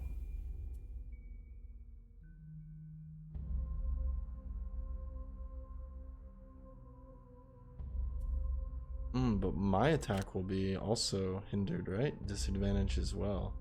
Huh. Interesting. But I really want to disadvantage them, so.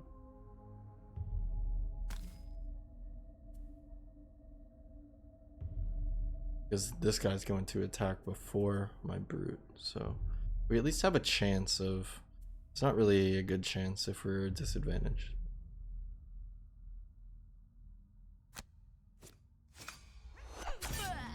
Yeah, +0. Okay. Okay, now they get to go. This is the one I'm worried about. Oh, he moves and then attacks. Oh. Got a -1 though.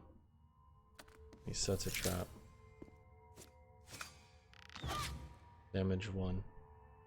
Now we could choose to burn an available card instead of taking that damage.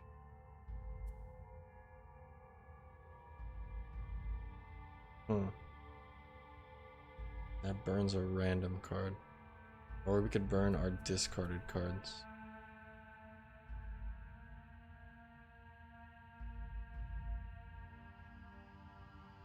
Wow. Can I see my cards? Yeah. We have more range. Still have throwing knives, right? Yeah, okay. We'll just burn the discarded cards, I think. Although, keep in mind, we do still have to go through this door as well.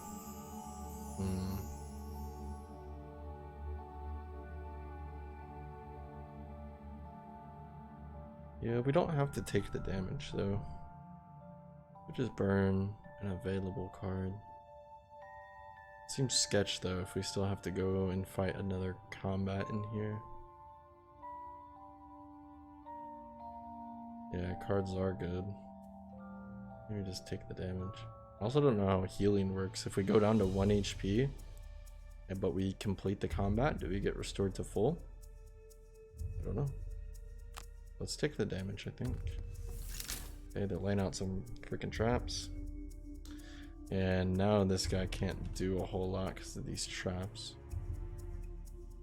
Can we move on to the same tile? It appears we can. That's pretty cool.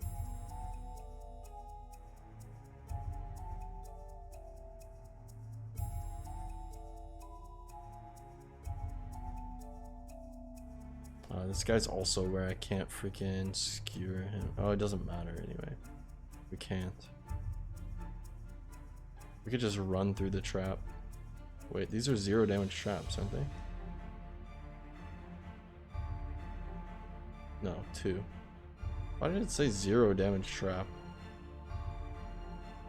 They lied. Oh, because it rolls? Maybe? It rolls one of the attack modifiers? Or what? It lied to me. Now I could just go here.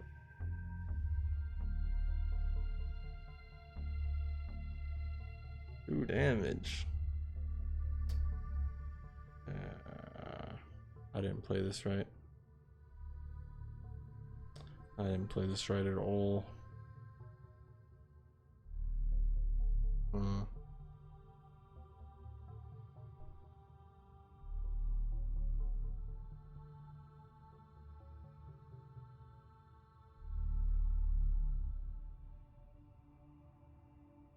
What is what? 3, 2, 3, 2, 3. I swear that change in the middle one said 3. Yeah, what is this? 2, 3, what? Huh? What is this? I don't know. I actually don't know what to do here. We messed up. They got the initiative. They were fast. Can you attack traps, I wonder? That's something I want to test. Oh, we have the +2 movement as well. But we can't jump. Who leaves their own gold out like that anyway? Good question. Oh, we can't even skewer like I wanted to.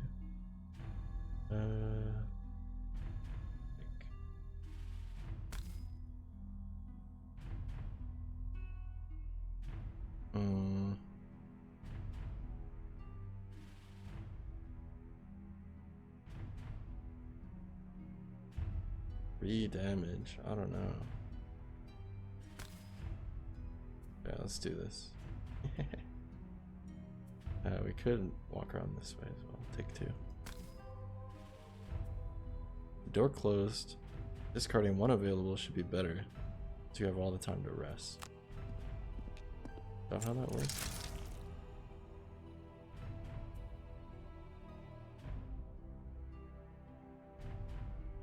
Burn. Huh? What do I get to choose? I get to choose. Oh my god.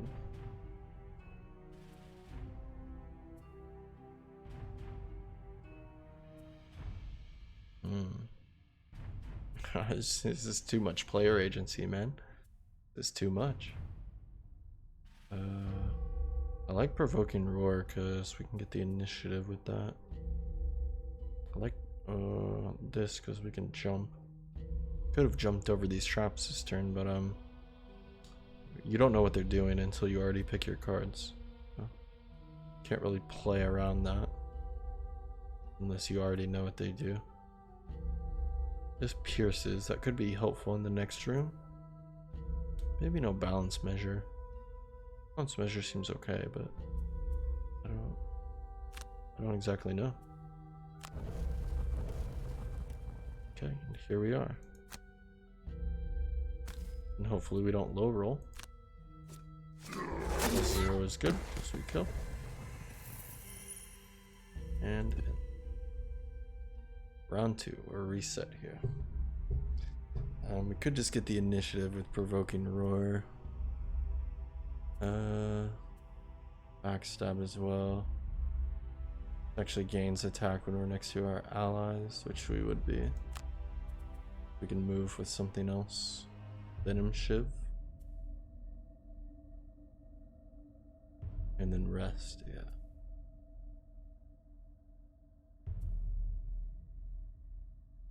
Oh, we could also pull him.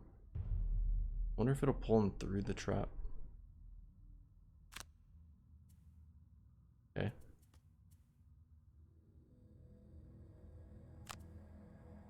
I don't. Or do we need to?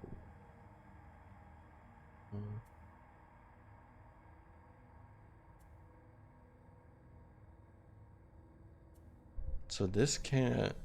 This only brings back discarded cards, not burned cards. We've discarded Flanking Strike and Swift Bow. Burn one discarded card to receive all other discarded cards. So the short resting is actually better later, after you already have more discarded cards. Then you burn one and bring everything back. We would like to do that maybe after this turn. I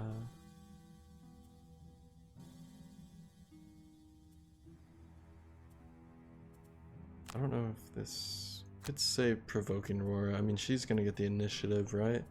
Let's say provoking roar. I could just loot or something. Loot and move.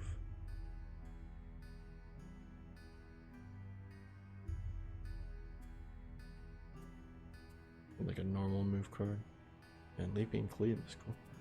Alright, let's just try this. We're just trying some different things here. Okay, yeah, so we have the initiative.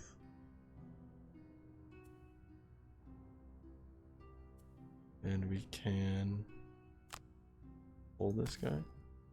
Confirm target into the trap. Huh? Confirm pull. You have to pull him like this. That's fine. Does he go through the trap though? He does go through the trap. Right. Very cool. And the trap is still active or no? The trap is still there, but it says 2 gold instead of the trap now. So this we skip this attack. End our turn. Now it's our turn. Yeah, it's an actual trap. It's not even telling us it's a trap. Oh, I can do tab, right? Yeah, it's definitely still a trap. It's definitely still a trap. It's just not It's not giving me the tooltip for it. Interesting.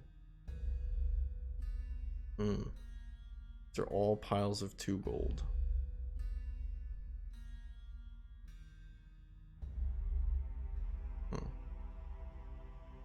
But what happens if we just don't open the door?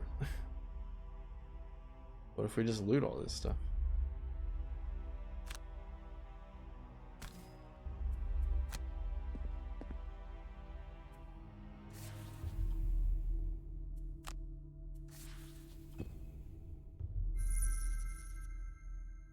So we still get to go. Now we can rest, right? Burn 1 discarded card to receive all other. This heals. No. We actually don't even need to rest. Too many burn cards. We need to move. If we open the door, they do and will get a turn if they have initiative. Maybe do this. Broken Roar. We can move 2 with this as well, and then attack with the dagger. Yeah, with range, because we don't know where they're at, right? Seems to make sense to me. Okay. And her? She does have a bunch of discards. Maybe she would like to short rest. Burn Swift Bow. Redraw for 1 damage.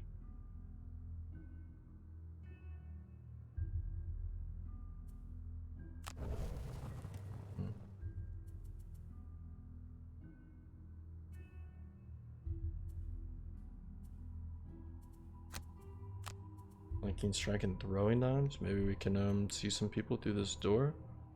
Flanking also lets us move a lot. Let's try this and see how it works out. Okay. You can open the door.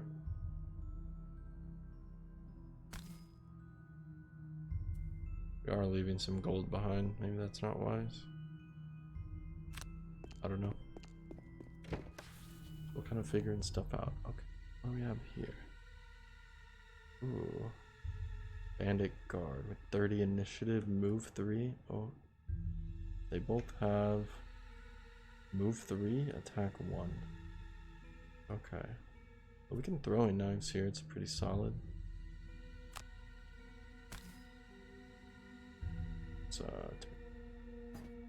Ooh, no LOS. So can I hit him twice? No. No, can't. Dang.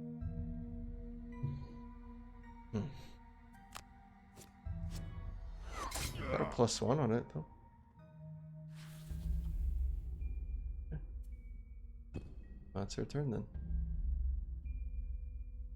And we could go in and disarm if we can make it. Oh, it's quite far away, yeah.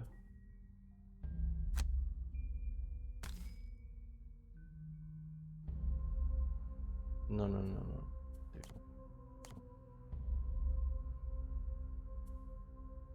Move with this one, and then we can attack with the steel dagger at range. Oh, I can't move here. Thought since it was highlighted, we could be on the same tile. Do I have LOS of this guy from this time? Skip the rest of the move. We could have moved in further, actually. Maybe that was the play. Oh, this isn't enough range, right? We should have maybe used the boots to move past her. Yeah. Now she's about to get beat up. Okay, well, that's fine. We're learning. We're learning that that was a terrible play. Quite the terrible play. We roll a -1, so we got kind of lucky. We took 1. I think it is fine to start burning cards here. Should be able to deal with these guys relatively easily. Move to attack to. I don't know if you can move through enemies. So I suppose that's maybe something to check. I don't know. Let's burn smoke bomb. Sure. Okay, this guy still has sweeping blow, leaping cleave.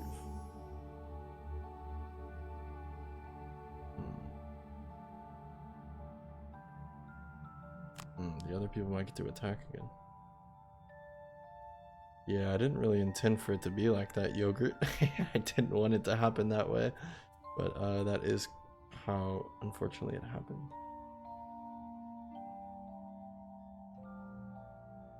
I really made the mistake of not using these boots last turn. That was the big misplay, I think.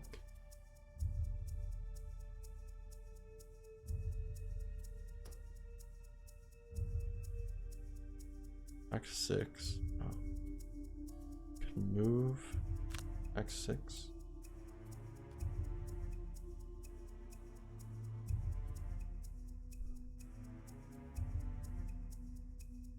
Attack 3. Kill that guy.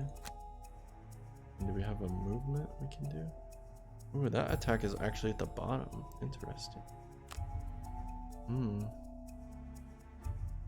Move with backstab. If we can move past people. But always just Venom Shiv first, though. Okay. Let's try this, and hopefully they don't get initiative higher than 6. Okay. Fine.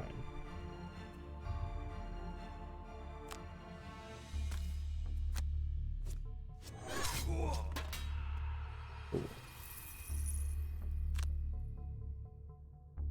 Move in here. It looks like we can move past.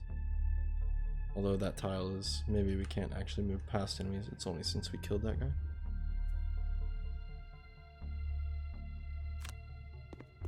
Over here, I guess? Oh, we can move so much. Just stay here.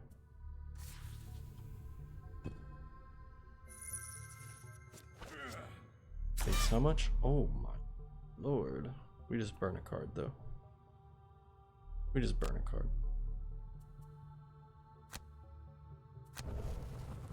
Interesting mechanics with this burning a card and whatnot. Move on to the gold. An attack for 6. Skip movement. Attack. Target. Confirm. 7 damage. Okay, so we took 1 damage that fight. We could have maybe just burned the card instead. I don't know.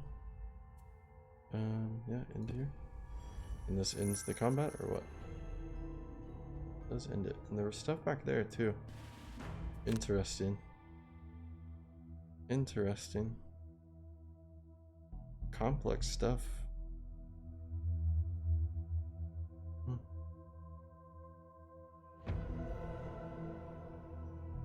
So we unlocked Gibbet Hill. Okay. What exactly does that do for us? But what to invest it in? Perhaps I should get some minor mana potions back in stock. It's about time you learn the fundamentals of magic. I know a spell weaver who should be able to show you a thing or two. And last I heard from her, she was researching a stone circle in a forest nearby Gibbet Hill. With all those monsters about, we ought to check if she's okay. Okay. She? That doesn't look like a she. Maybe it said he. This unlocks a spell weaver. Yeah, let's go help him.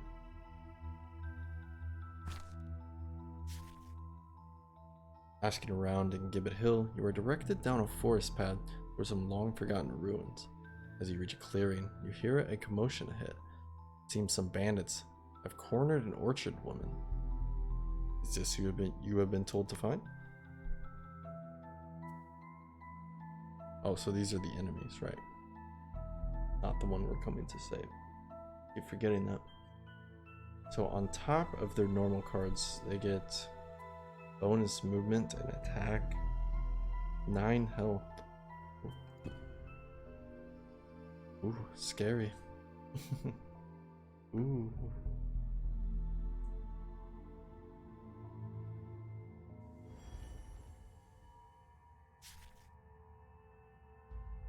Meet the Spellweaver, a powerful but fragile magic wielder who could harness the natural elements of the world. Good thing we found her when we did. That's a lot of bandits. To get her out of this mess, you'll need to harness the power of the elements infused in the battlefield.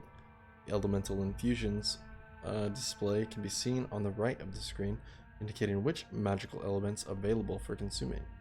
In this scenario, the ice element is already infused, but elements are normally infused for 2 rounds through using actions with elemental symbols on them, available for consumption after the turn which they are infused. Okay, so we consume the ice element to augment Freezing Nova's attack, killing as many bandits as we can, survive the round by using a jump move to get out of reach. So here we have the ice element, available to be used for the rest of this round. In the whole of next round, once used, it is unavailable for other characters. So we can consume this by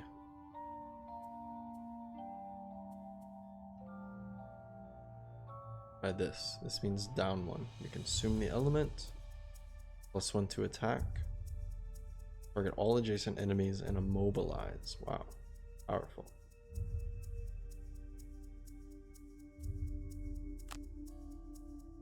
And then we jump out, it said this. Okay. Their initiative is too high. We get to go first. And we will move 8. That's crazy. Gotta go fast, Sonic boy. Okay. Wow. Fight the attack. And we can click to consume ice to make it 1 more. So this is normal. So this is an optional thing. You can attack 2, target all adjacent enemies and immobilize them. But you can also consume the ice here. Right. Consume the ice element. And make it a little bit stronger. And that kills like 3 of them.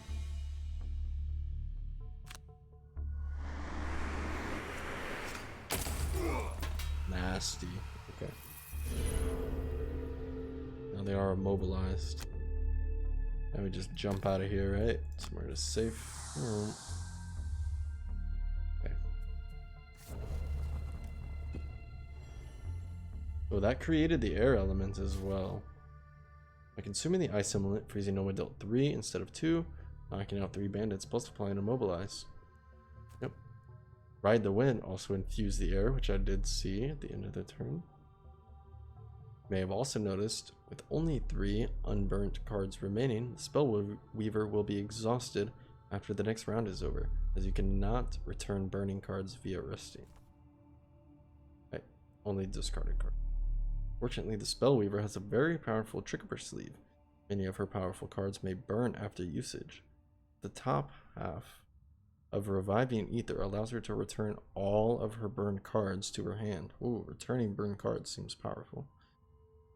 Getting the timing right on this one-time recovery per scenario of all burned cards is key to using the Spellweaver well. Got it. Up to you now. Kill the remaining bandit guards. Reviving Ether will recover all of our cards. Okay, so how do we use this Ether?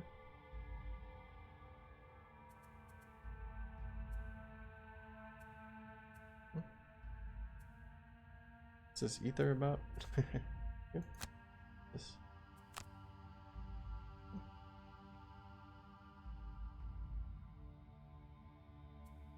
Where's this Ether at that it's talking about? Oh.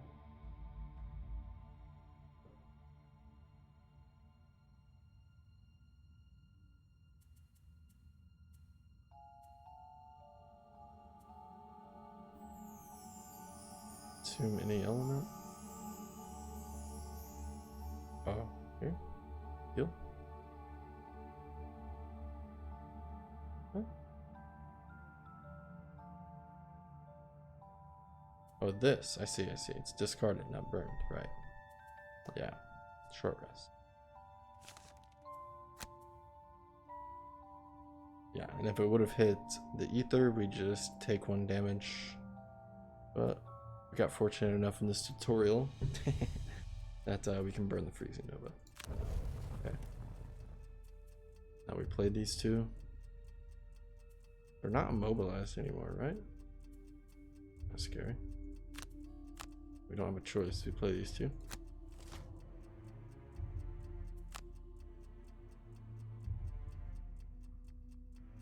What are they planning on doing? Move 2, attack 2, strengthen self. So recover all your burn cards.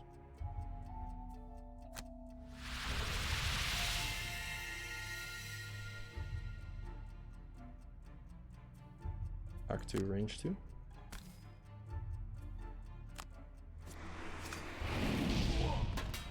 Okay. Do we die? This guy can move too. Oh no, that's an obstacle. Oh, that's an obstacle. We're hidden behind cover. Nice.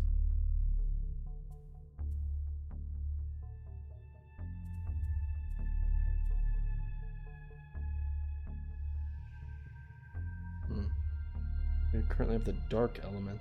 Element waning. Element can be used. Yep. So this one requires the frost, right? The ice element. This one can use any element. We attack extra. Oh. Okay. And this one also has a range. This infuses fire. Cool. Do this one for the initiative, and then we can fire or bolt of them from behind cover here.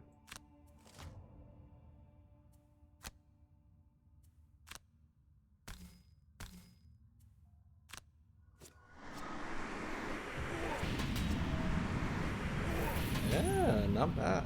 Okay. And move 2. Oh, we can't get the gold. We tried though. Oh, we tried. Weren't quite close enough. Okay. Cool.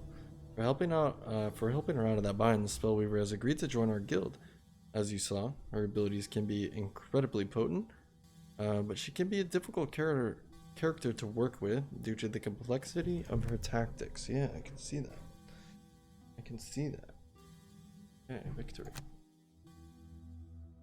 It's probably gonna start throwing us in here in a minute. Probably no more tutorial time.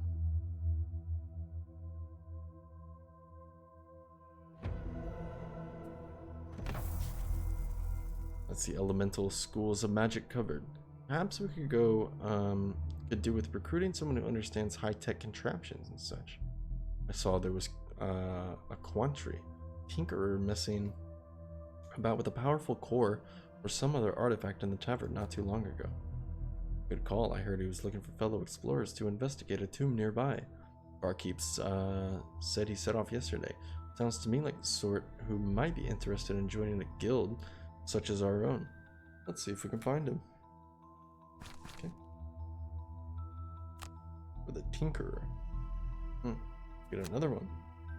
Another one as well.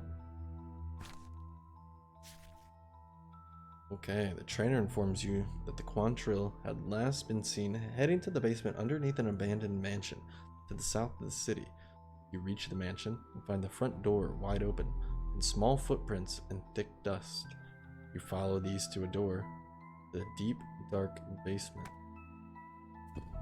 Alright, into the basement we go.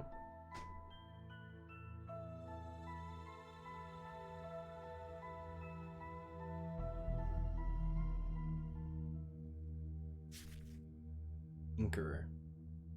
He's a great support character to have on a team, but can also take on multiple enemies in a pinch.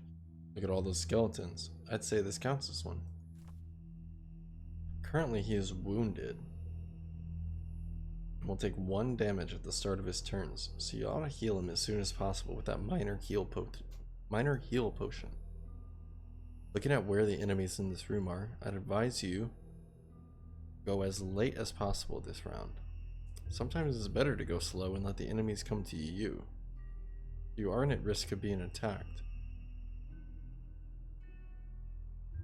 I mean, think of that.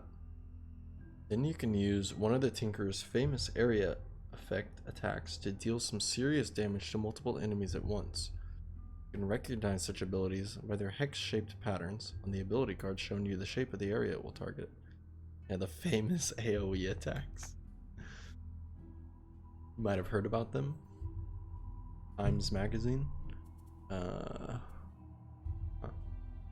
Inker. Ooh, let's get a quick peek at this. Turn around here. Is that his brain? Is that a 5 head? We can really zoom out. Interesting. About like this.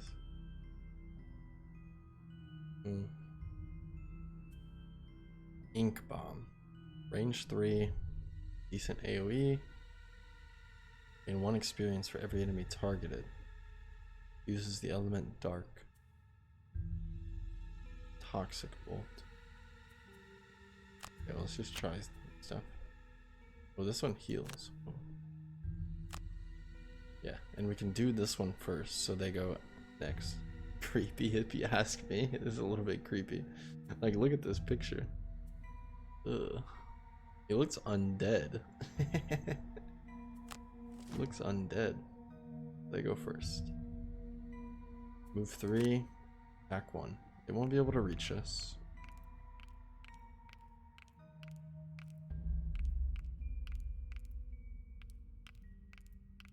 Right, that's right. We're wounded. Do we just take this damage? Oops.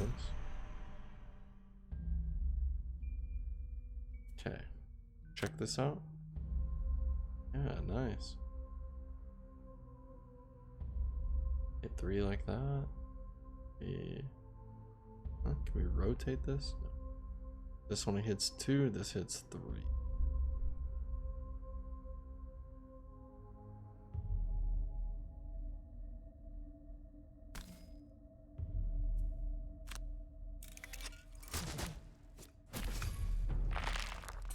Wow, is that the famous AoE I heard about? And we just get the healing potion. Maybe I should have saved that.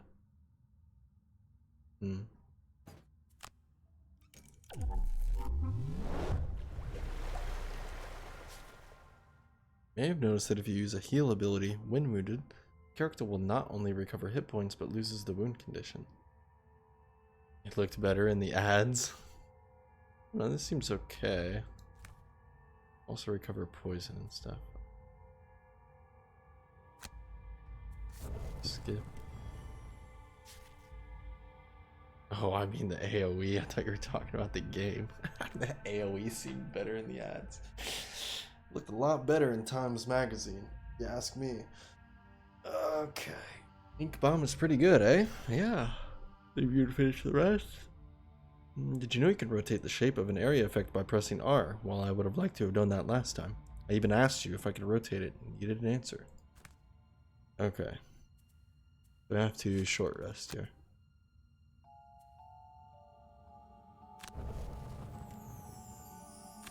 Not much choice, so we might as well select them and then decide what we want to do. Yeah. So we rotate it with R. It's actually kind of hard to tell what the shape is and who's being highlighted. Oh, I see the, there's arrows. Okay, there's arrows. That's much better. Arrows above the enemies to tell who is actually selected.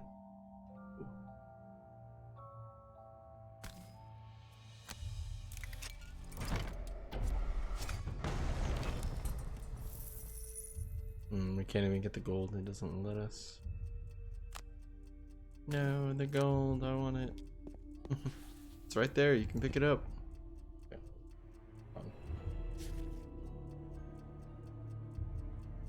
Little guy packs quite the punch, eh? Let's sign him up and look for some paid jobs in the guild to take on. Ooh. Let's do it. Let's do it.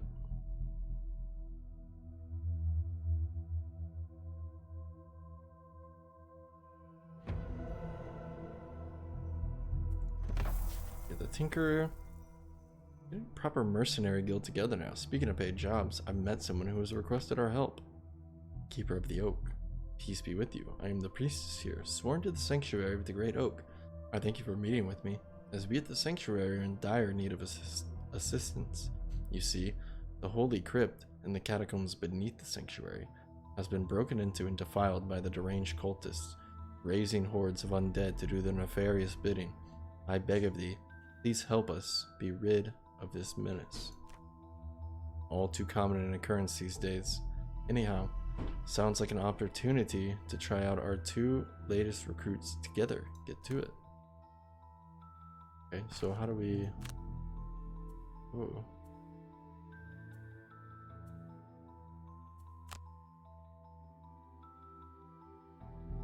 Get to select our recruits. Keeper meets with you at the entrance to the temple, where many of the acolytes look fearfully towards the building. She explains that the portals have opened in the crypts, and although they have a holy symbol capable of closing them, no one is brave enough to enter the crypt.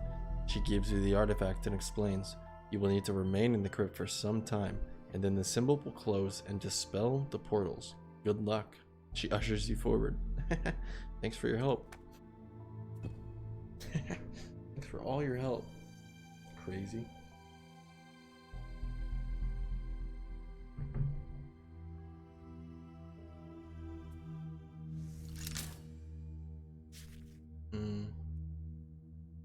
Crypt is bathed in an unholy light, emanating from mysterious portals in the corners of the room. You brace yourselves for battle against whatever evil may come through it.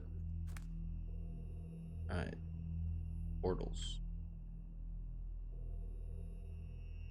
Honor. Huh. Interesting. Okay, currently there's no element. This you need to consume an element.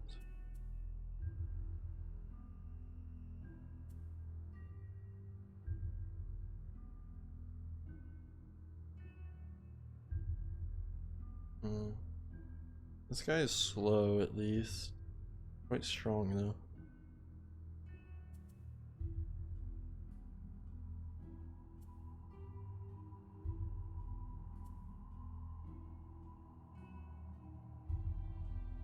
Attack 3, range 3, target 3. That's really good. That's really good.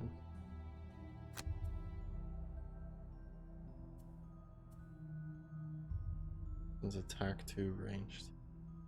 Yeah, if we do fire orbs first, they get to go. Good attack. Maybe we want to flame strike first.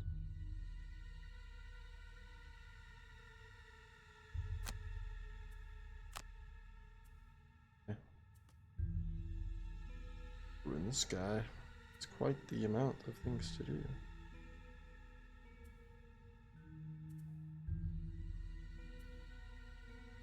This can hit 2 targets as well, range 3. Hit this guy. Range 3 and poison. And infuses herb.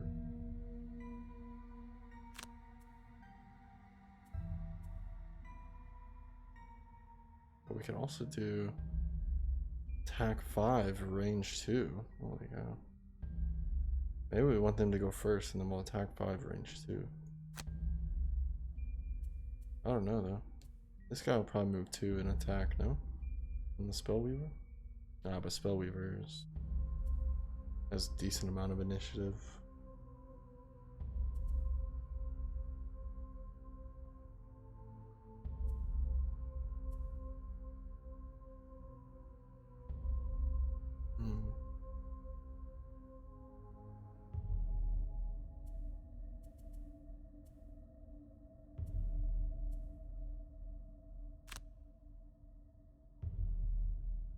You and all adjacent allies had +1 attack to all your attacks this round. Okay. Attack 2, range 3 target.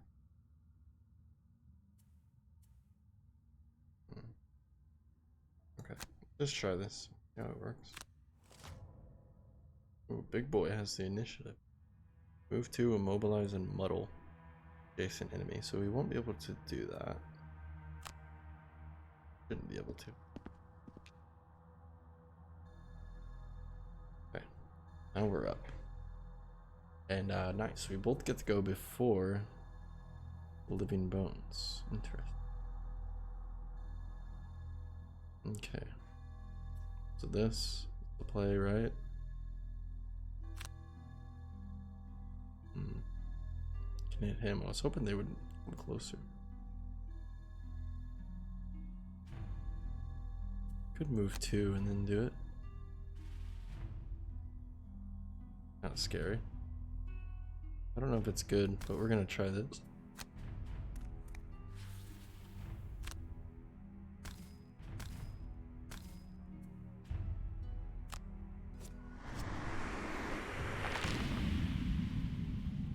Huh? Oh, okay, it's still going. I was like, where's the other attacks? Okay. Plus 1 on there as well. Cool. Ends my turn. Quite vulnerable here, but maybe it's okay. Maybe it's okay.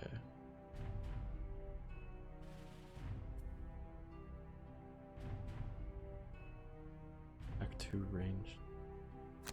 Maybe go here and do that.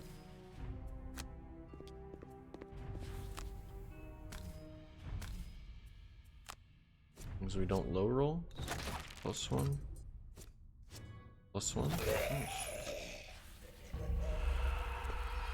Are they in the same mission because they have the same hairdresser?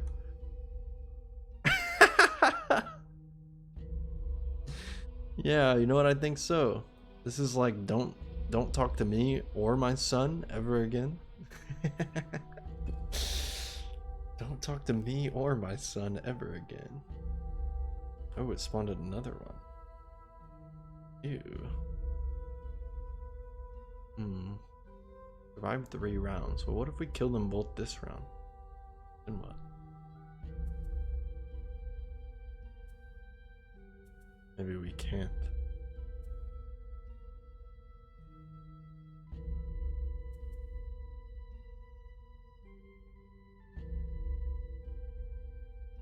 We can manibold the skeleton. Can we do anything to...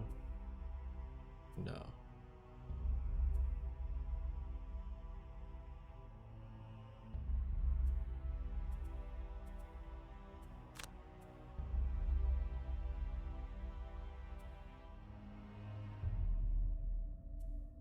What happens if we end on the spawner? Kind of curious, so I'll probably try that.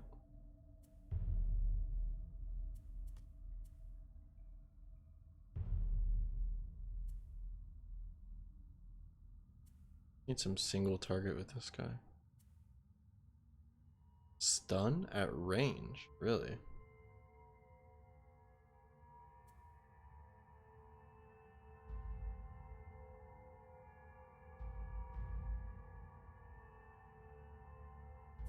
Not in a spot to be AoE'd.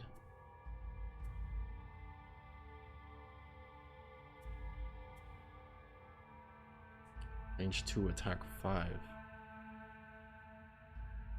Can we move and do that? Or move? No move on top.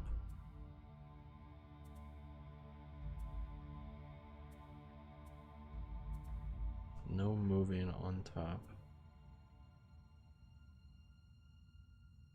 Back to range. That doesn't really work. Move 2, immobilize an adjacent enemy. It's not.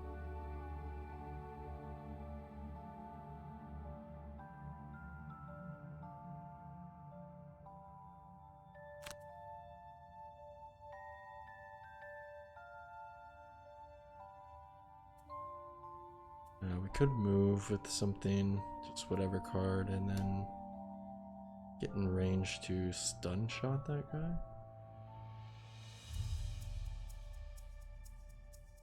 It's fine.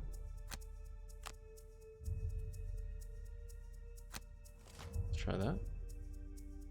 Okay, we are both going first, which is good.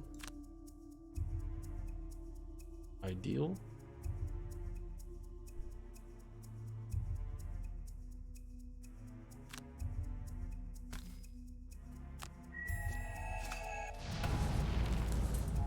Nice.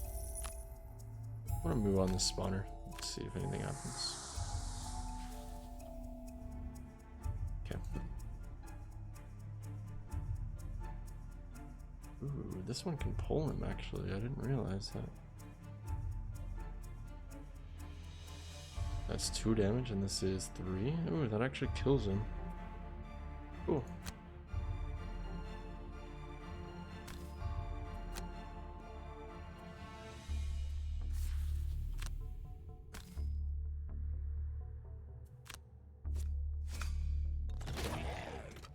Huh?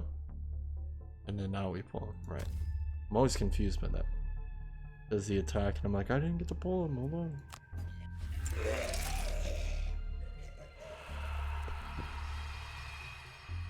So it does still spawn him. Ah, he spawned next to me. I just didn't put him in the spawner. It spawned him next to me. Right.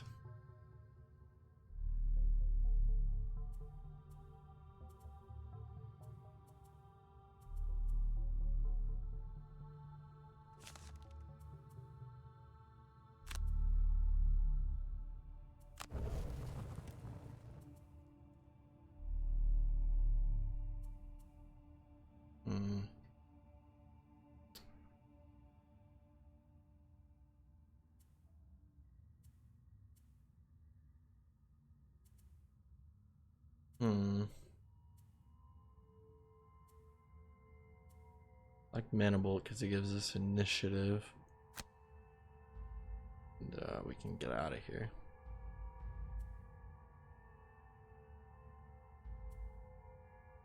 Back to immobilize. Immobilize him.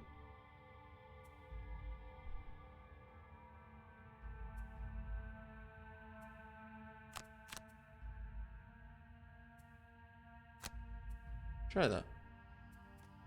And the Tinkerer, I do have a group over here. Immobilize them. Yeah, I like immobilizing them there.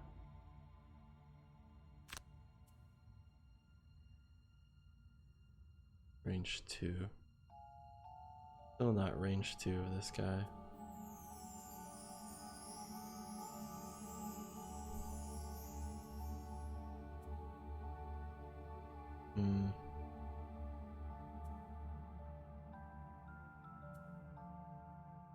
We're gonna have to move closer actually for the net shot. Let's use Ink Bomb to do that, or let's use Ink Bomb to do that.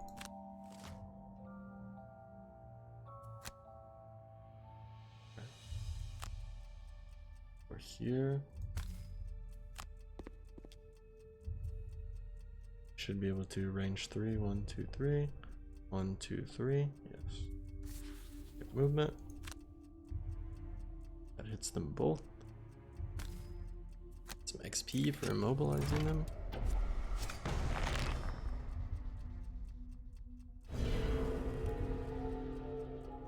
Okay.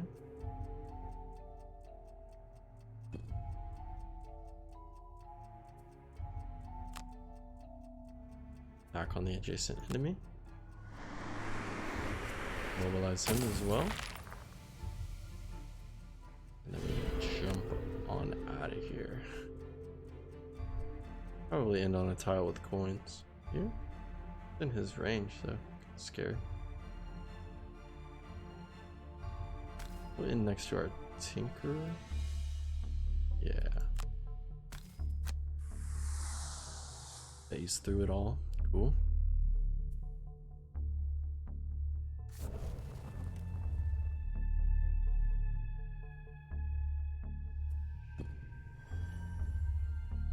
That created the air element. Right. You just walk into the trap? Oh, all we had to do was survive, right?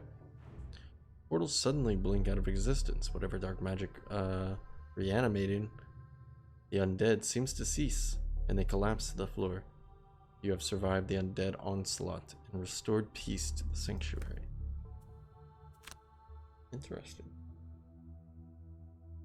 Interesting.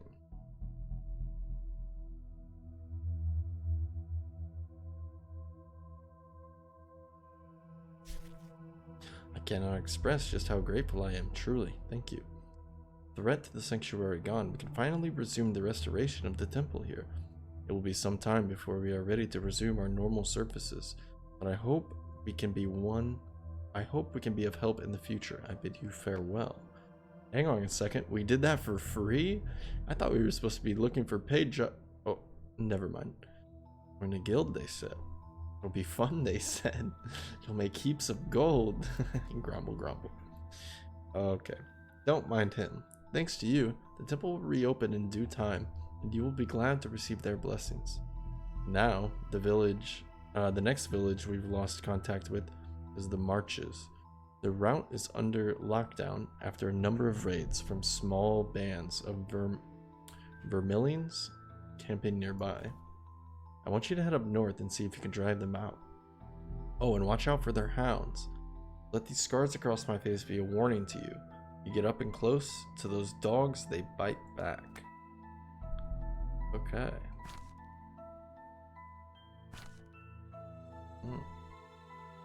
Vermilion packs control the area.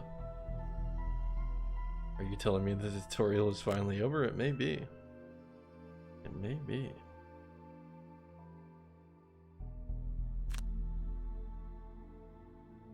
Interesting. What happened? Did I not hit travel? I did.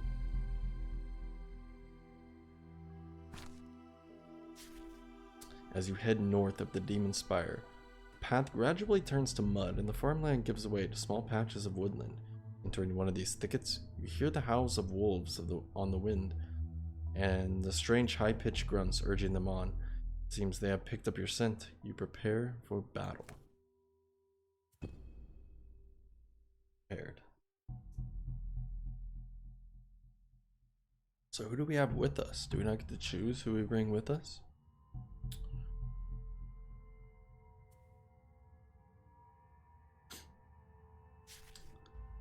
Okay. Hounds burst from the undergrowth, barking at you menacingly, soon followed by a Vermilion scout. He seems briefly taken aback at having stumbled upon a band of mercenaries, but quickly regains his composure and knocks an arrow, ready to fight. Alright. 4 health. They have Retaliate. They inflict X direct damage to any attackers within range. Range is not specified, then it only applies to adjacent attackers. Multiple Retaliate bonuses stack. Scout.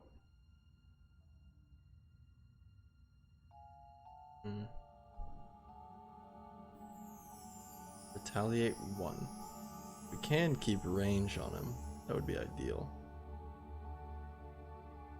That would be ideal.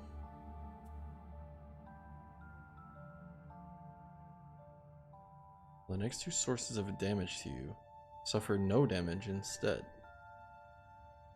Suffer no damage. One fuses ice. Frost armor.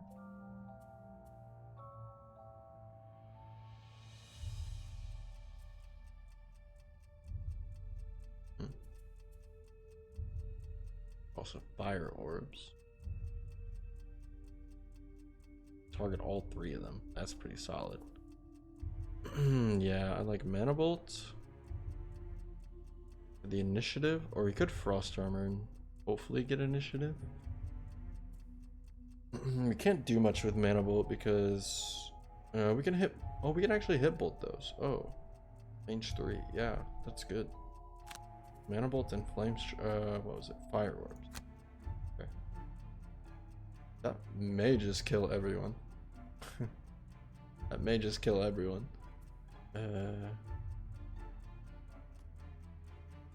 Him? Maybe he wants to loot. When you get that looting card, they're probably gonna die. Probably move over stuff and loot. Not a thing. Guess that's not a thing.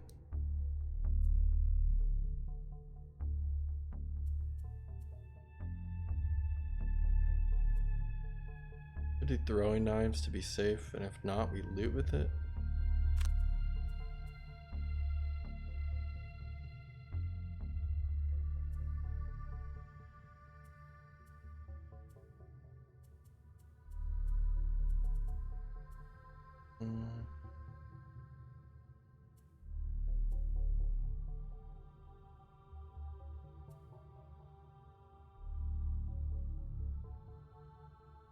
Also take this to go check the door afterwards, or check the attack.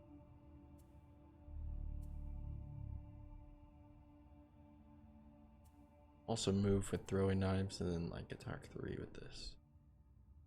Seems fun. Try that. Well, the hounds actually go first. They really have initiative. Oh, well, I mean, I chose the fastest thing I could. Oh, that sucks.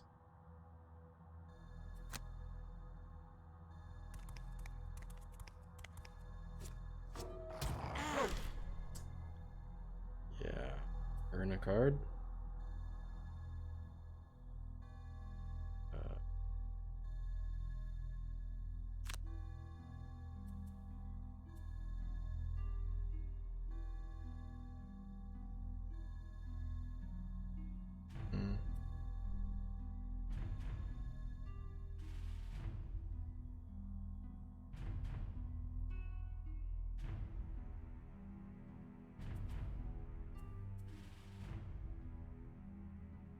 I don't actually know. I'm checking.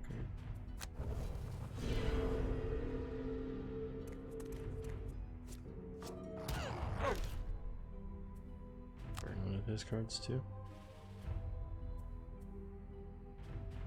Hands. Move to attack 2 is not bad, actually.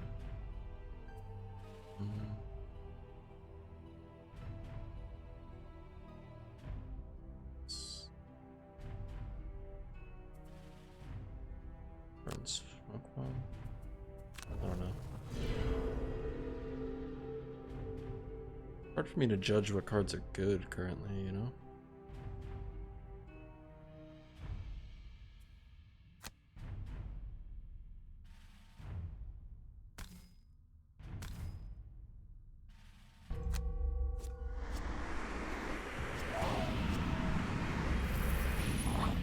We hit a -1 on that one.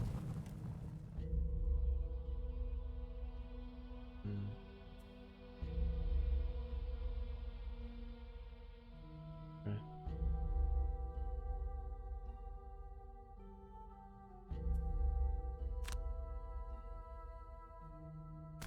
There you go, heal. Assuming overhealing doesn't do much. We had to do it anyway. Attack for 2, target 2, range 3.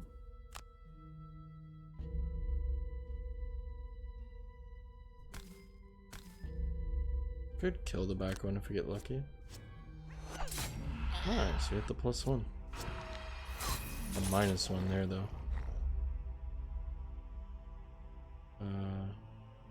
How do I take damage? Was that on that card? Oh.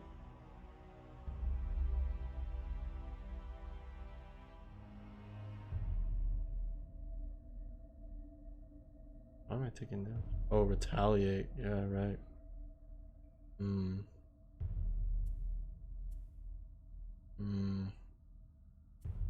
Let's take this 1 point of damage.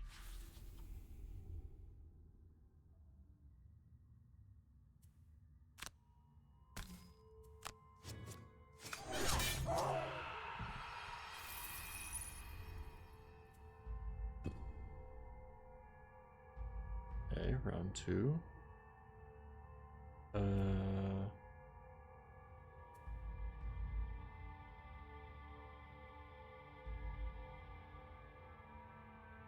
Is there any reason not to just long rest? I guess I can't. Oh, it's only for discard. I thought long rest brought back burn cards, right? But no real need to do anything this turn.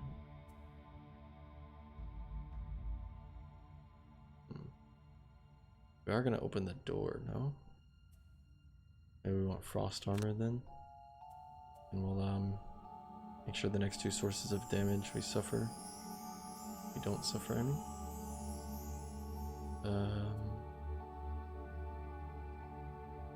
This has decent range. Target enemies along the path as well.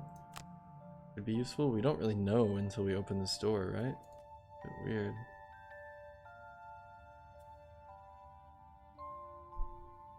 On your next 4 attacks targeting enemies adjacent to none of their allies have +2 attack. And you get 2 XP for that. You complete it. See.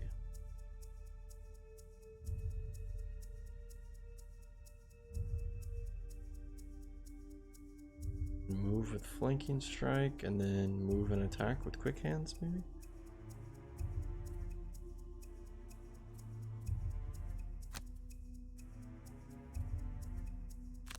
Try this. Don't exactly know what's gonna happen here, because scoundrel's going.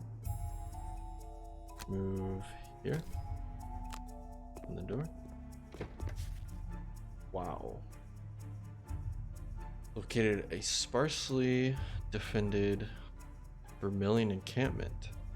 Driving the enemies away from here should make the trade route safe once more.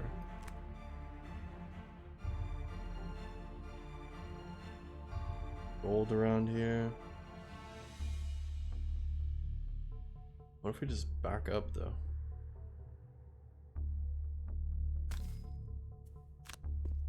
What if we just like take this gold and didn't fight you?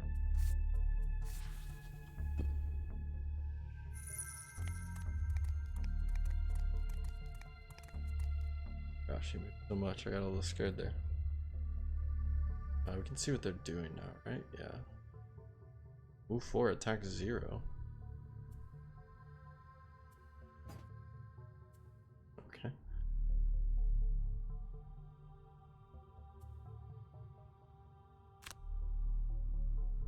We're gonna target through that door. Yeah, I guess it gets buffed by their modifiers or something. I don't know exactly.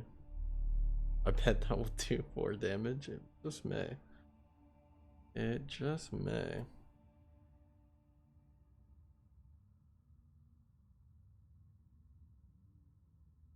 Hmm.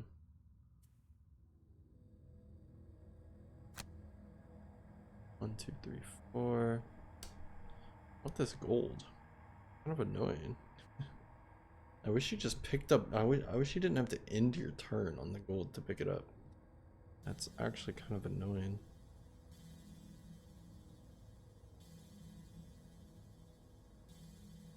For health. Do this then. Here.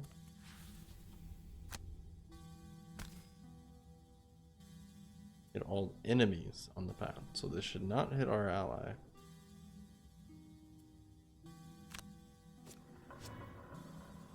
We got the +1 as well. Cool.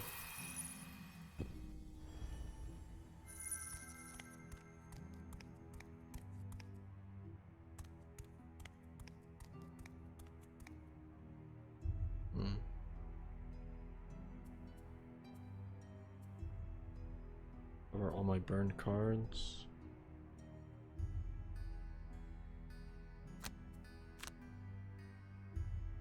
Seems fine.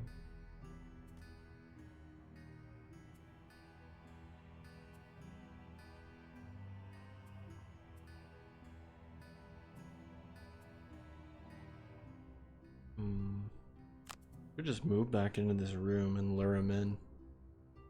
Not opposed.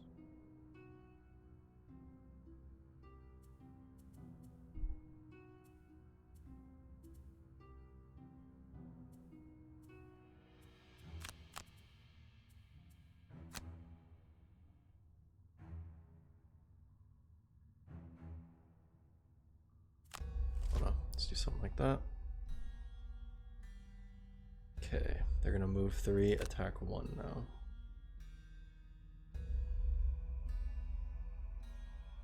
One, two, three. This guy can reach us. Let's recover all of our burned cards. Heal this guy to full.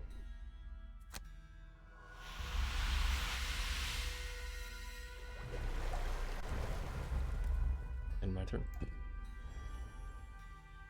Oh, you can have more than one element created. Oh, wow. Didn't know that.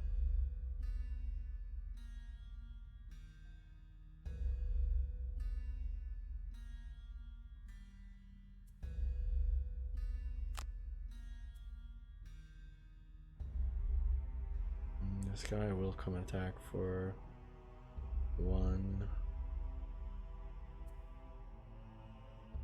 Maybe we need to move.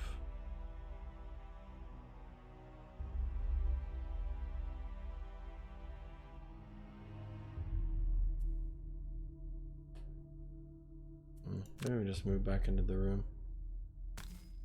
Let them come in here.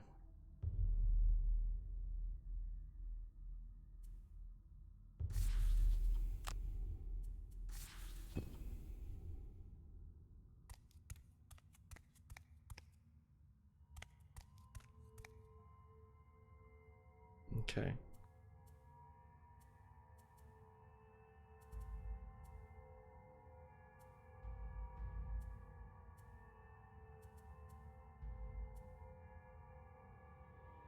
Additionally, target all enemies in the path to the primary target. That's so good. That works here. Flame strike for the initiative. Alien eruption.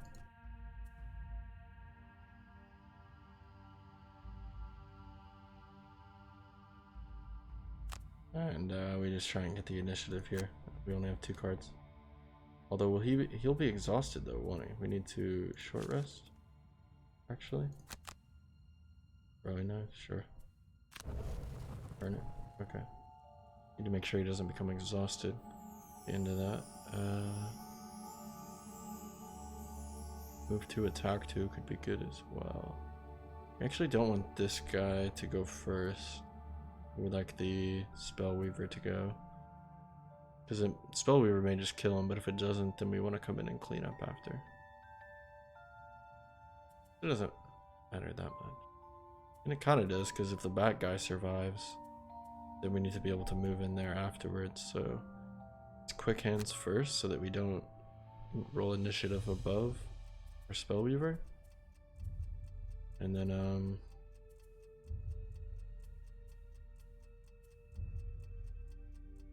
we can either use this for movement or attack as well if they come in.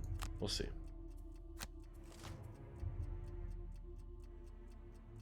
So Spellweaver got initiative here.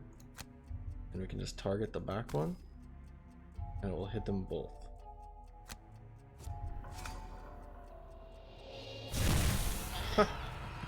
Okay. That's the fight, yeah? Well, I have to end my turn still.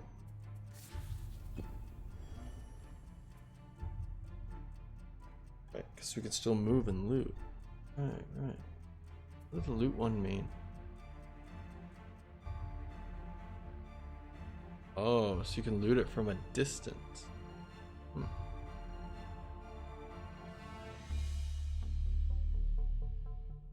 You just ruined my birthday party. That's kind of what it looks like. It actually does look like a birthday party. Oh, 4 gold. 4 gold.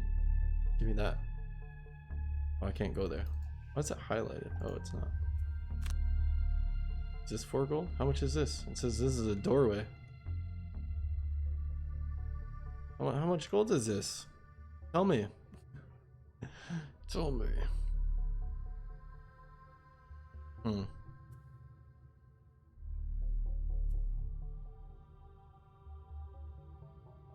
Oh, you know what we can do? No, we can't do that. Yeah, we're just gonna go in the doorway here. I don't know how much this is, so we can just move like this and take the one with 4. Sure. Take the 4 gold. It apparently thinks it's more important to tell me that there's an open doorway there than it is how much gold is on the floor, so it's a little bit weird. Much more important to tell me about the open doorway in front of me. We unlocked the marches. Just one more route to clear. I should have re-established contact with enough suppliers to reopen my shop for business. I'm sure you can't wait to get your hands on some decent gear. Killed a bunch of happy monsters. Yeah, I know. We interrupted their shindig and tore it all down. There's some incentive for you. As your core training nears its end, so apparently the tutorial's not over. I hope you're getting used to how the various abilities and effects interact with each other. You'll certainly be needing some advanced techniques on the quest to come. Anyhow, I've tracked down a potential 5th mercenary for our crew. You can get him on board. This guy has fists of stone, and I mean literally. Okay. Take a peek at that. Go.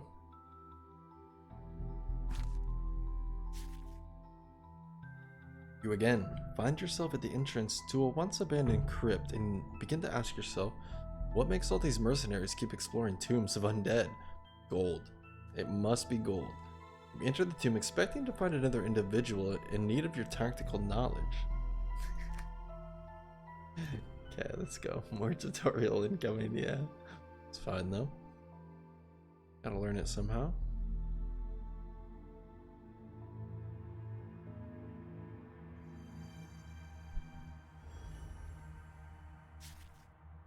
Wow. We have the thing here from what's it called? The Fantastic Four or whatever. Meet everyone's favorite walking boulder, the Cragheart. You're badly outnumbered here, and we'll need to employ some defensive tactics. Let's go over how Retaliate works, and how we can use that to help old Craggy out of this mess. Like Shield, Retaliate is an active bonus. It can either last the round, or be persistent, usually with a termination condition for the latter. While active, melee attackers will have damage inflicted upon them equal to the Retaliate value after each attack. Surrounded by this many living bones, a retaliation against any that attack equates to an incredible amount of damage, assuming you can survive the round, that is. Oh, and one last thing to note.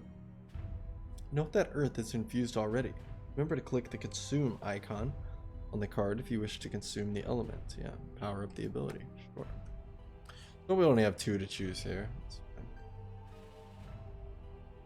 We have opposing strike. On the next 6 melee attacks targeting you, gain retaliate 2. Right. An avalanche.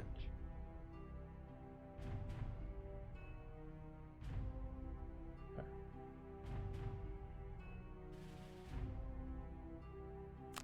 Interesting. Oh, we actually have to short rest, don't we?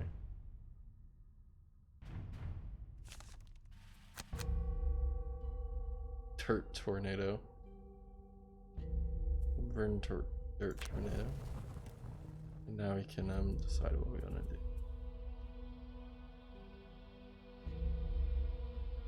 All allies suffer 1 damage, shield 2, and that affects all allies. We won't be able to retaliate. Target all adjacent enemies. Or target all enemies up to 2x's away instead of 1. Attack 3. I don't know. We'll do that attack and then we'll do the retaliate.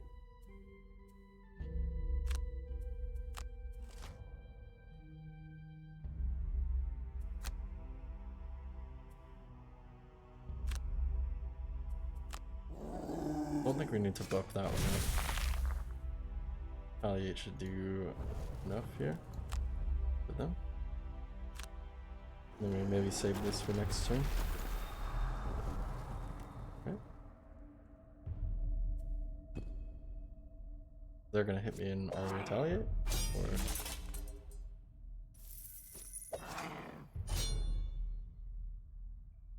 Burn cards.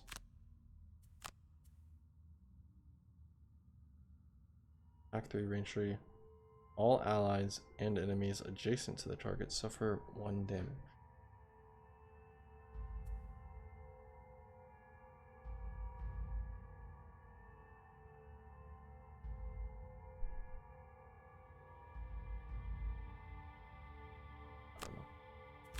Burn it.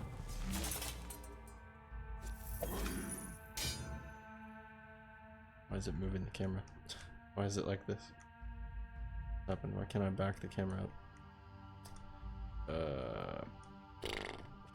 Okay. Let's just take the damage, whatever. This guy dies. I mean, as long as we don't die, this is fine. Right? Just keep retaliating. Okay, he had +2 there. I would like to burn a card again.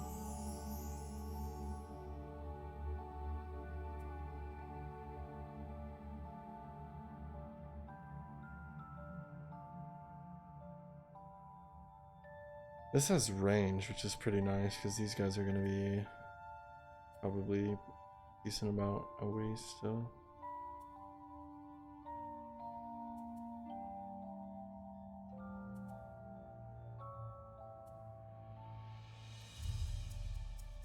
I don't know.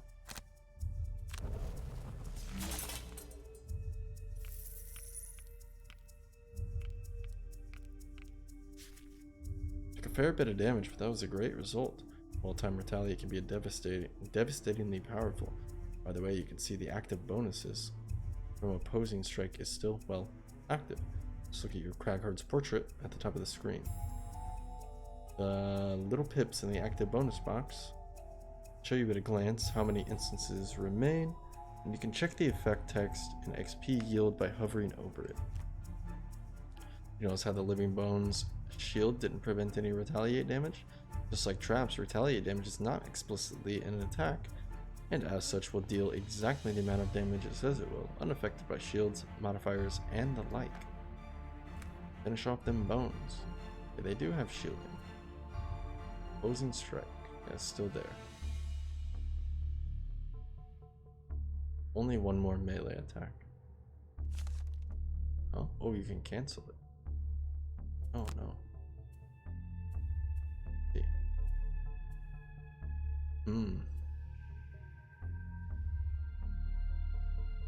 Could move an avalanche. And see, this is why we saved this. We can give it a +1, and that will guarantee kill them, right?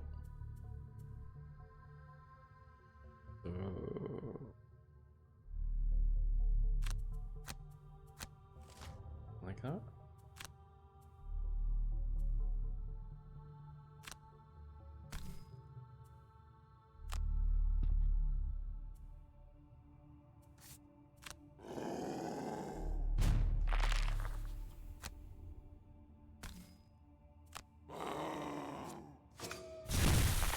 Ooh, I hit a -1 though, but we'll retaliate that.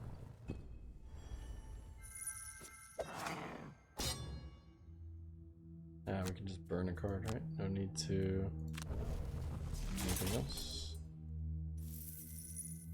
Nice.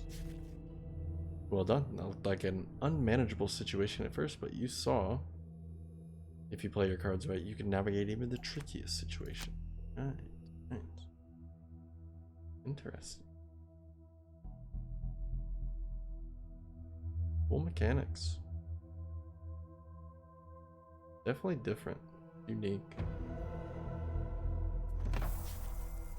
Craghearts are on board. That's 5 mercenaries recruited. I reckon just one more and we should have a large enough crew to take on some quests further out from Demon's Gate. You know, if we can find someone capable of summoning allies to the battlefield, it'll feel like we have even more mercs still. I know some Vermilions are quite proficient at handling beastly brethren of theirs. We're gonna recruit a Vermling? Vermling. I've been saying it wrong the whole time. Don't let the rodent exterior fool you. They aren't all feral scavengers. Some Vermlings develop strong psychic abilities, and rumor has it such Vermling Mind Thief is hunting down demons nearby. Would you say no to a demon hunter joining the guild just because she looks a bit radish? I vote we find this Mind Thief and see if she fancies joining us for a chance at greater glory than hunting demons. Okay, perhaps not greater glory just yet, but glory all the same.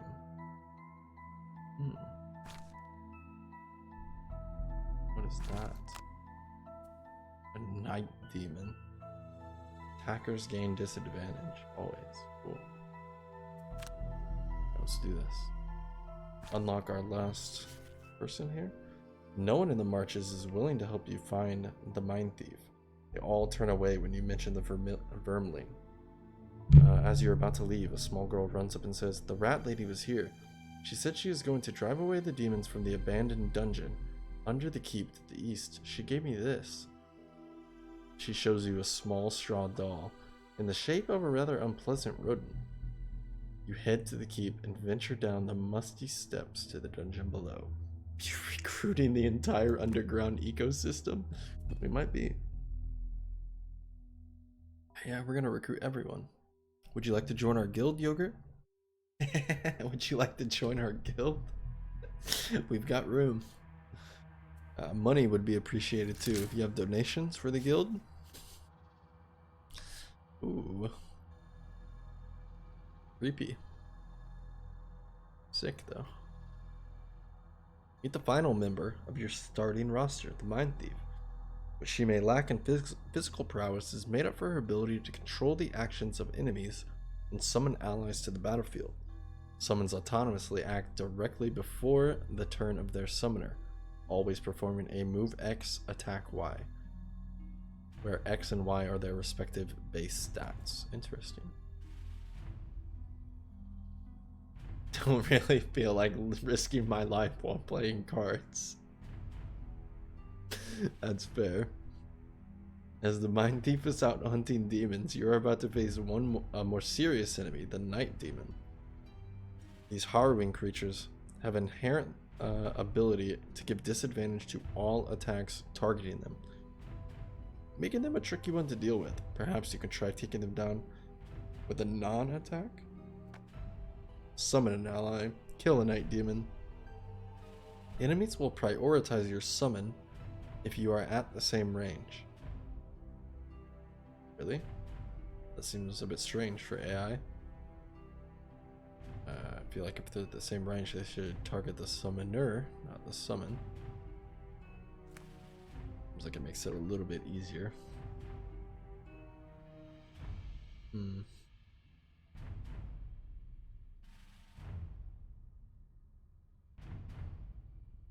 So summons, how do we do this? Invisible self. Not be focused nor targeted by the enemy.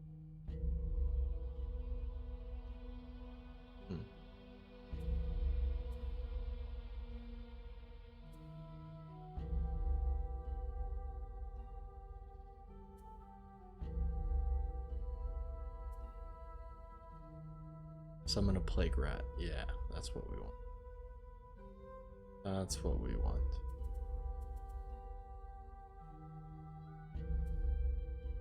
Make ourselves invisible and summon a plague rat.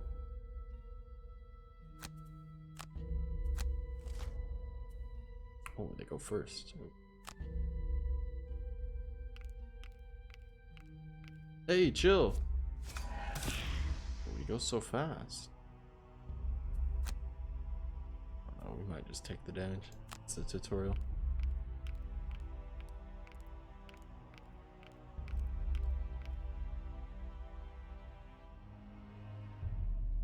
Okay. What was this again? Cannot be focused nor targeted. Okay, that's pretty good. So let's go invisible. Okay. Hey, there we are. Hey, that looks sick. Invisible. Okay. So I'm gonna plague rat. What happens if we put the plague rat behind us? Then they have to move to attack it. Does that matter? I don't know.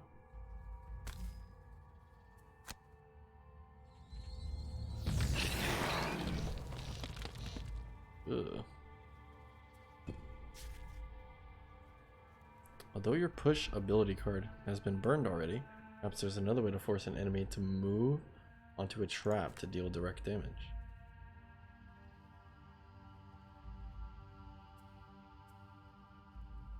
And there's a push card here. Okay, what if you can push him at an angle like that? Not possible? Also disarm. No, we don't.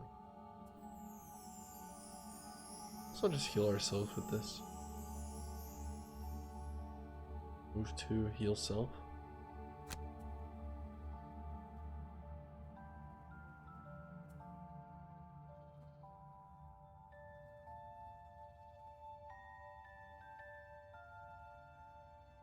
Force one enemy within range 5 to perform attack 2 with range 0.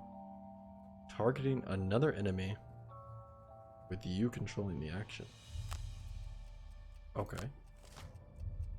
We are invisible, so I don't think they can attack us this turn.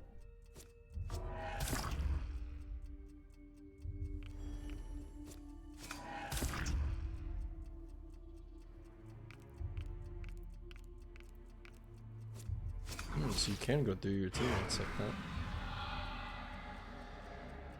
Did he attack? Just inflict poison? How long do I stay invisible? What? And it removed at the end of next turn, so this turn it gets removed. And monsters treat them as if they were obstacles. Interesting. This adds 1 for each negative effect on the target.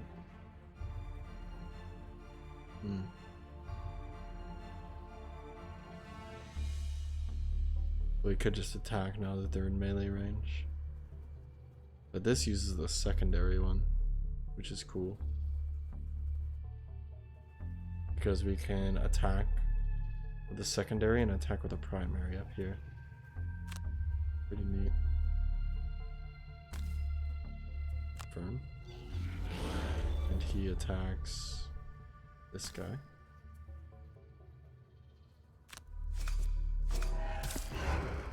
One damage.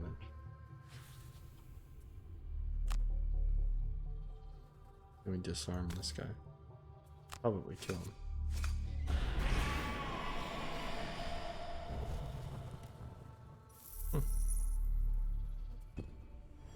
Down for killing one. Hopefully we don't die here. They do focus the summon. This guy will not though, because he's farther away. But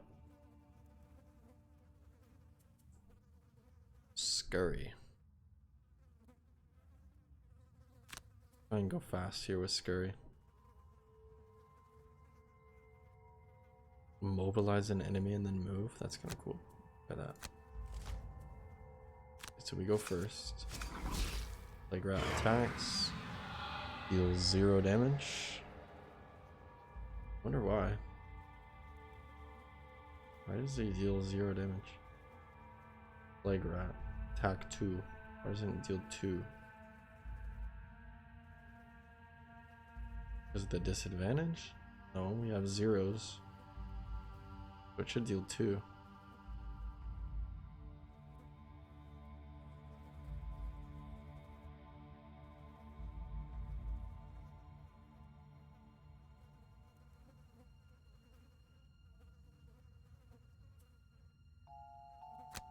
Can mobilize this guy.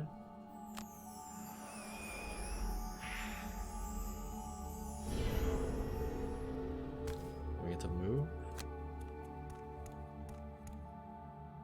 Skip the rest of the movement. Skip this movement.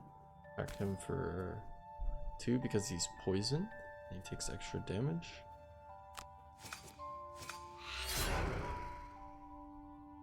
Okay. And they should focus the rat, right? That's what it said. This guy can't move. Okay, so we have to short rest here. Okay, we'll burn that, sure.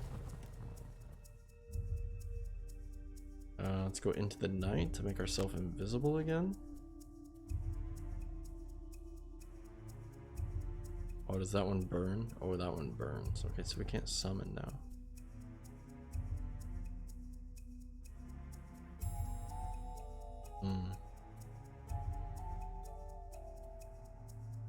Into the night. I wonder what they do if they can't target me. We basically get a free turn with this, which is cool. I need the top one to deal some damage. Yeah, the top one here does. He only has one. I guess I have Scurry for next turn though.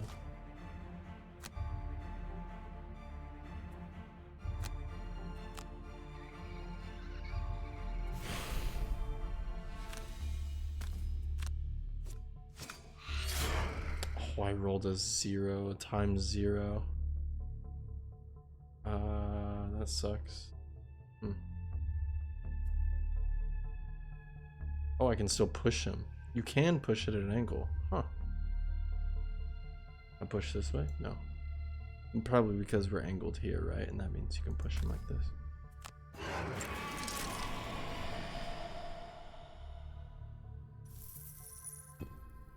Okay. Now it's his turn, but we're invisible, so... He did nothing. Right? He did nothing. Move 3, attack 1.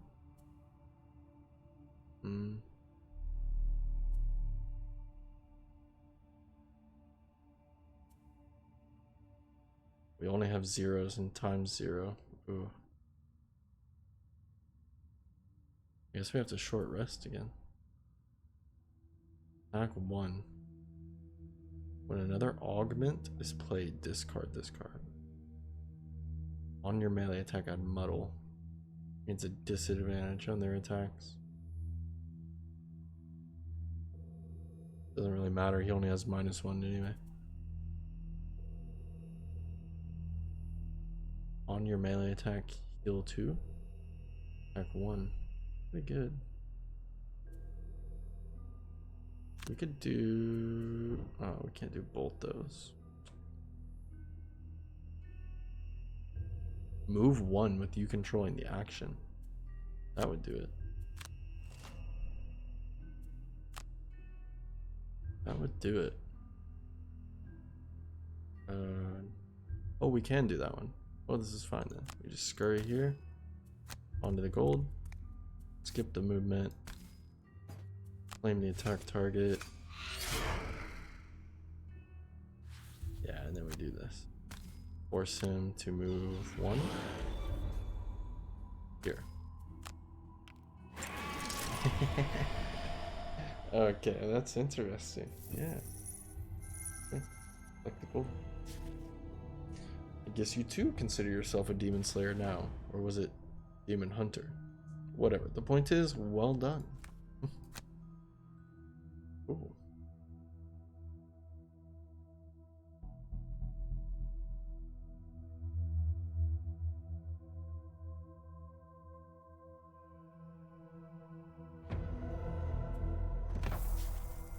Now that we got the guild going, we're gonna start our we're starting to get job requests coming far and wide. I'm also hearing of rumors regarding the locations of powerful artifacts that could be worth investigating. In fact, you should check this one out first. A few nights ago, a falling star was said to have been seen landing in a forest near Gibbet Hill. But when the villagers went to investigate, there was no trace of anything had landed there. A day or so later, they started experiencing minor earthquakes, emanating just north of the village, not far from the clearing. Nothing up there except an old decrepit crypt.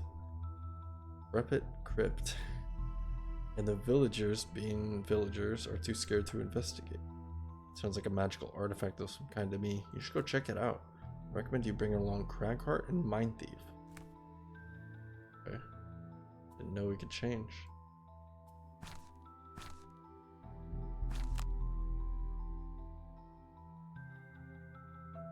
This is like the final trial and tribulation before it actually starts, I suppose. After following the directions from the villagers at Gibbet Hill, you come across an entrance of an old ruined crypt. Clear someone has been here recently. The entrance has been disturbed. Be on your guard. Enemies are archers and guards.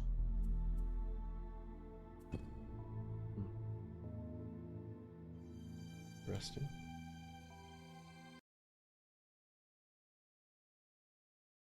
Interesting.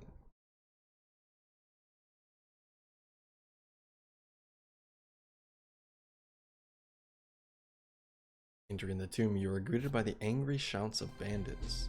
You ain't getting this stone, star stone. We found it, so bugger off. Bugger off. Yeah. Turns to one of his accomplices and tells him to guard the back room. Well, now you know where it is being stored, smart guy. Okay. Sure. Okay, this we can choose our starting positions. It's probably good to be in melee range with this guy. Him we can put back here or something. Seems fine.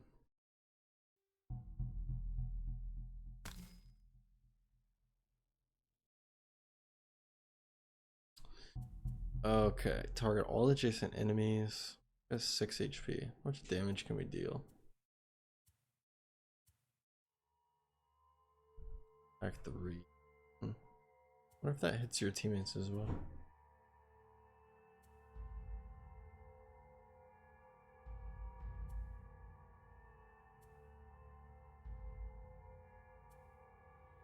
Dirt tornado.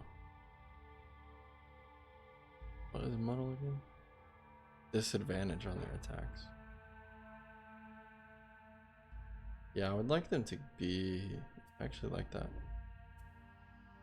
I would like the dirt tornado. All allies suffer 1 damage, shield 2, and that affects all allies.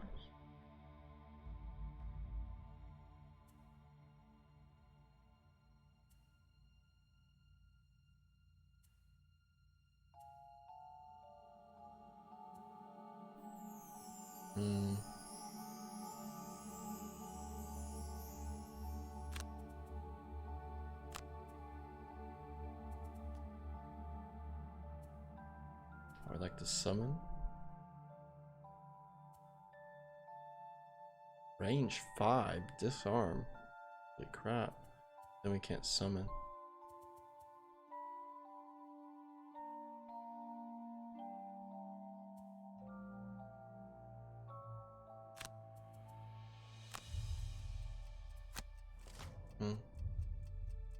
Okay, they're quite slow. I think we do this.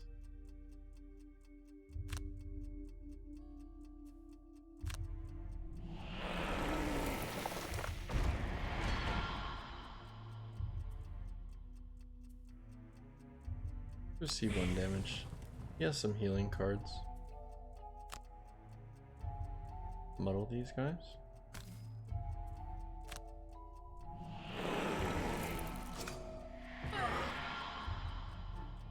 Okay.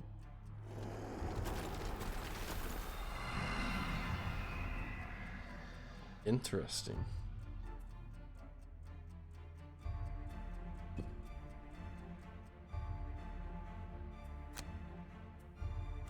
Invisible, so we can't get targeted, just to be safe.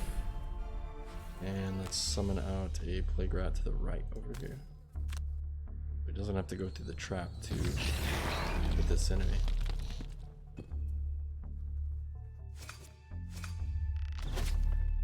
Ow.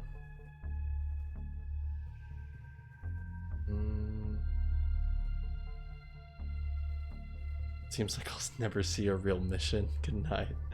Yeah, have a good one.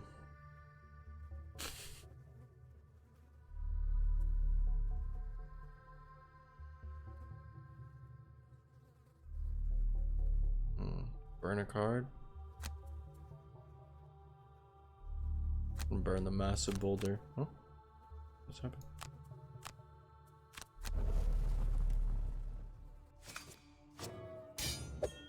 So we rolled a -2 because he was at a disadvantage there from our muddle. He got some kind of power up? Well, I don't know.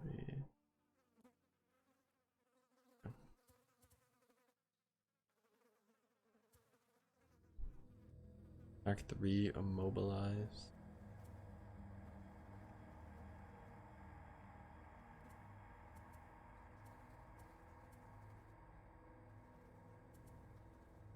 Let's try and get some damage in here. This. What you want to do?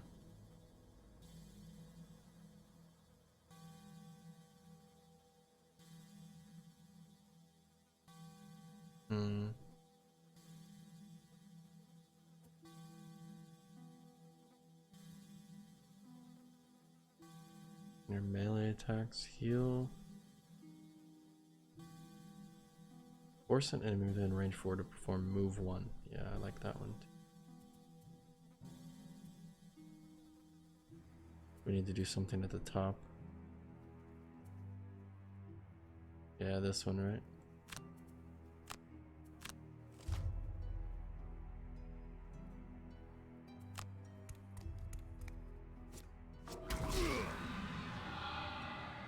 Okay. Mind Thief's turn.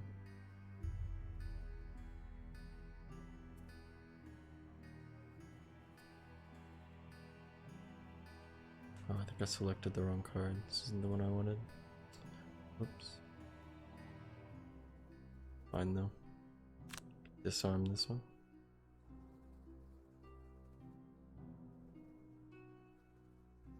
Oh, he's poisoned, right? He can take 5 damage then. Well, let's do that. Oh, bad roll. +1. Nice. And yeah, we didn't mean to select this one. So. Attack.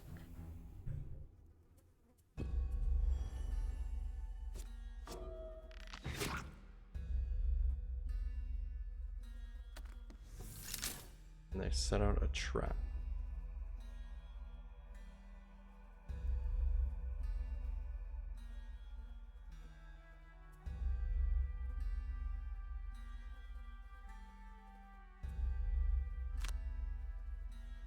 Move 4. Huh? But you have to confirm the action because it'll take 1 damage. Fine. Let's receive the damage. Got healing.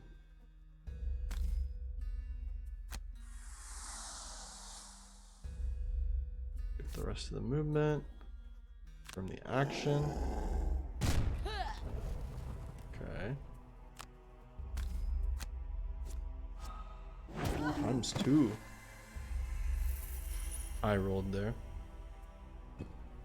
Interesting. Okay. Yeah, it's our turn again, so move 2. And then we can see what's in the door. Good move 2. And we have range 5 immobilize. Seems pretty good. This.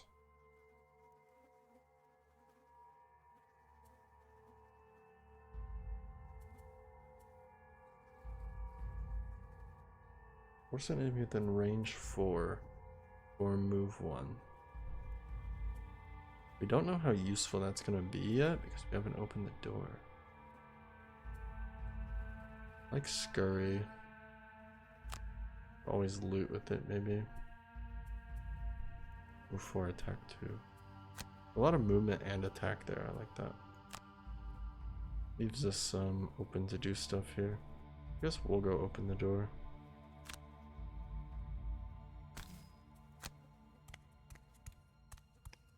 So we could always move back a couple squares, right? Hit this one. Move 1, confirm. Okay. Undefined scenario, relic, resonant crystal room 2-1. Right. Okay.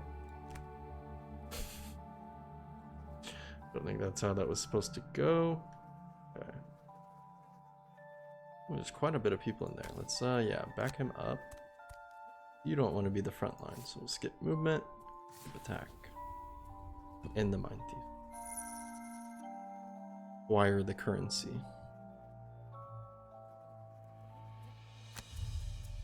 But now they would take damage if I moved there. Oh, we could just do this, right? Just do the basic movement.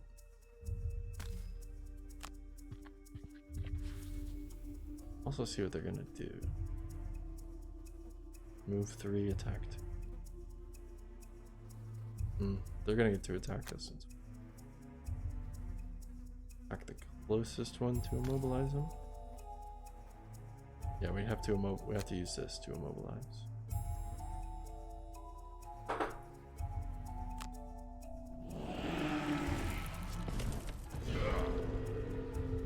Nice. Now he can't move up and attack us.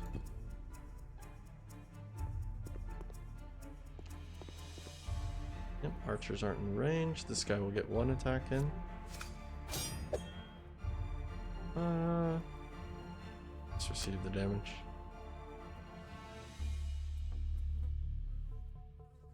An obstacle. Move 5. Mobilize all targets move through. Seems pretty cool, actually.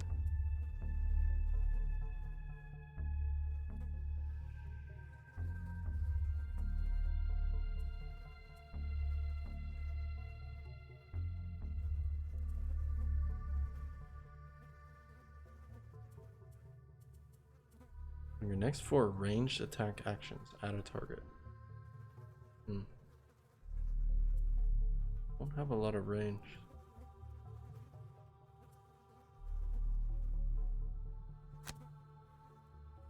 Opposing strike in between these 2 melee guys? And just move in between them? Like this. You?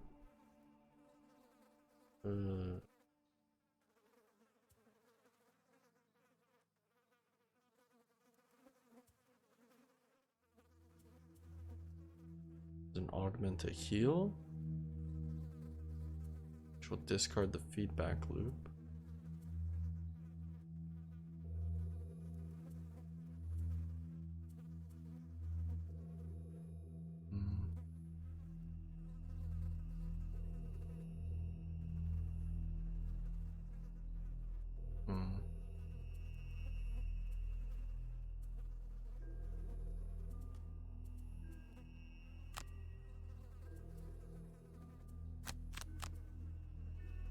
So this will immobilize them all. But we go first if we do this. I don't want to go first. I want him to immobilize so we can get the extra damage from Perverse Edge. So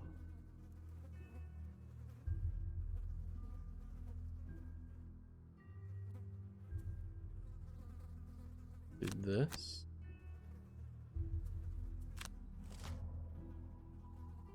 Okay. The Rangers go first. A little bit annoying. Damage 0 though. Drew a -1. You also drew a -1. We immobilized? Oh no. Oh no, we're immobilized. That ruins our whole thing.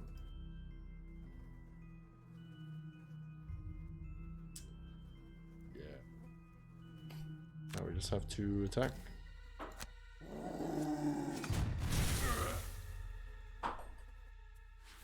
And we can't move, so.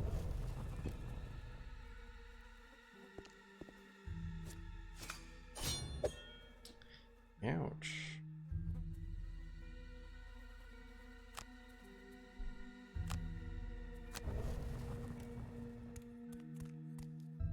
This rat, dude, is so slow. It's so slow. 1 movement, it's never even gonna be in this fight.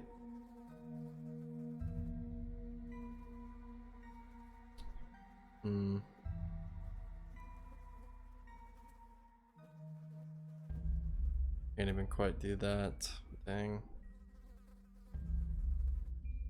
Yeah, that immobilize messed up our whole play.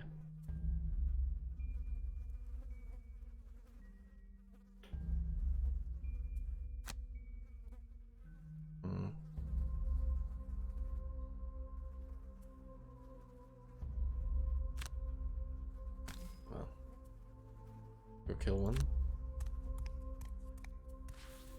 Heal up.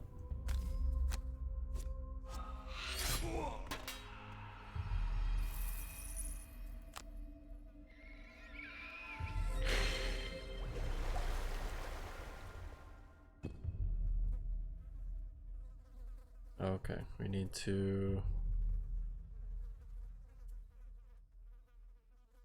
Good long rest. Let's just short rest though.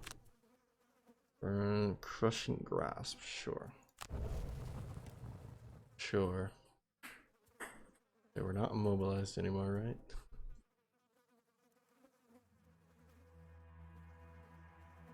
Move 2, all adjacent. Yeah, it's not really that good.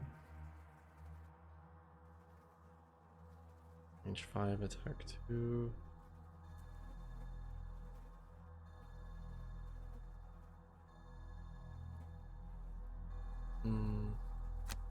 We rock tunnel, we go 1, 2, 3, 4, 5.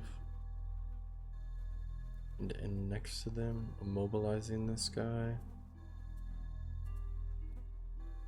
Ooh, and then avalanche is pretty good. They may attack first. Rangers are probably going first. We may just get immobilized again.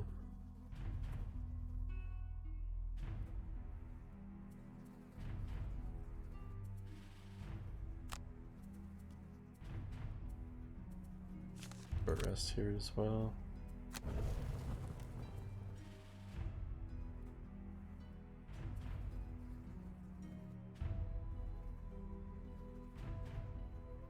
On your melee attacks, add +2 attack.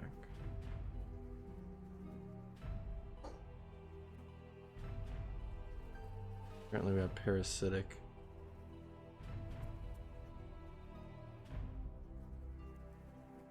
Let's go into the night and...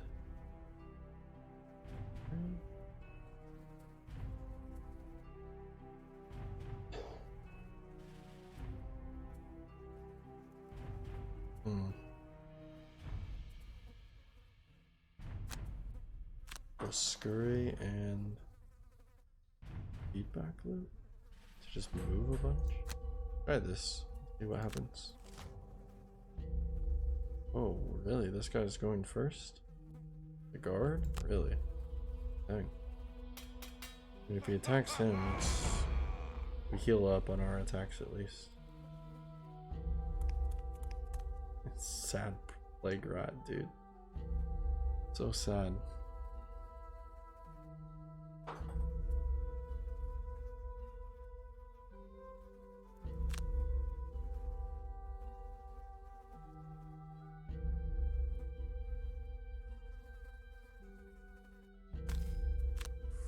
I'm just gonna move in here onto the chest, and we're also going to give this guy a disadvantage by being next to him. Quite the hit as well.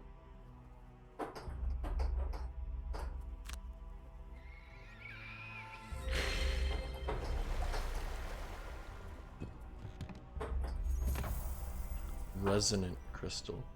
During your turn, destroy an adjacent obstacle. Looks like a one-time use thing. Interesting. Oh, he times 2, and we took damage 6. Yeah, we should probably burn a card. Yeah,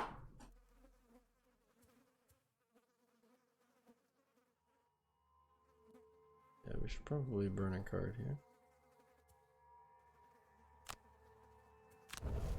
Burn the mind's weakness, as we already have an augment anyway. And we will receive the 2 damage because we can heal that back up. And this one, move 2, and then go here. That.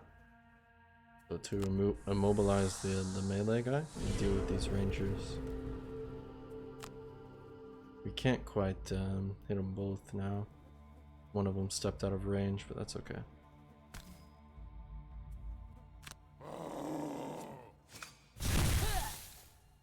Take 4 damage on him.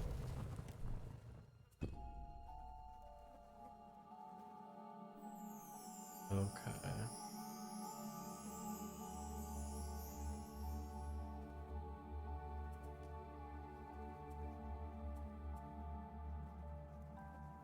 guess maybe it was better to... Oh, this burns. Burns it. Short rest here.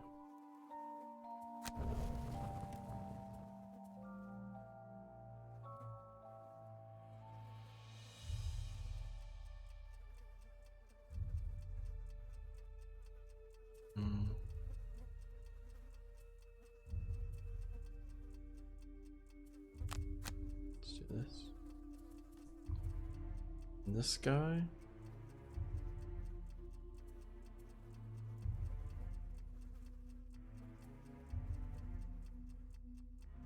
Act 2, range 5, immobilize.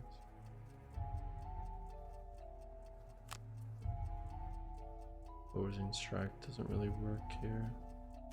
Muddle them maybe.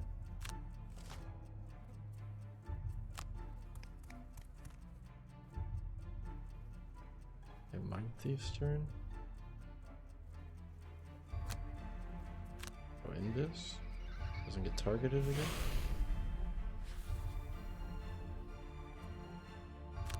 Can't attack. Skip the attack.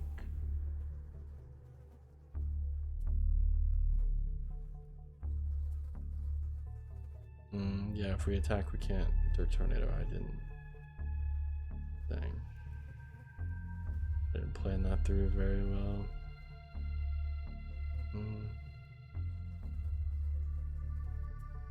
Heal ourselves, though. It's fine.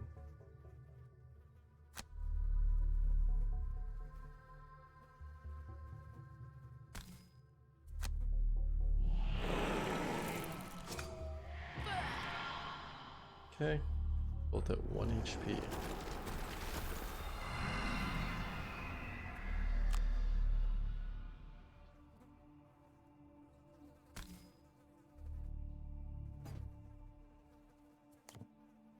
We could choose who to heal. He already heals off of melee currently. For ourselves.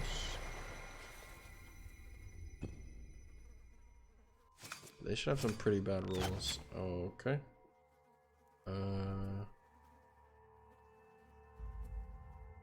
Let's take the damage. We're running low on cards still.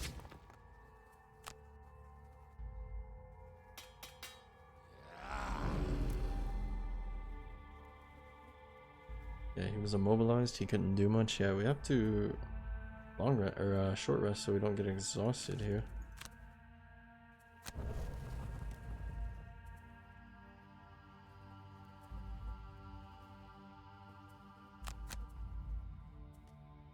And you...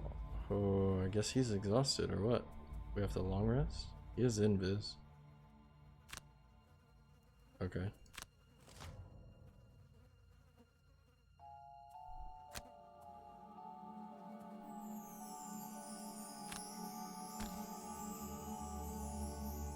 No way to hit them both here. They're next to each other. What's he doing? Move 4, attack 1. Yeah, so we're gonna get attacked again. And we low rolled.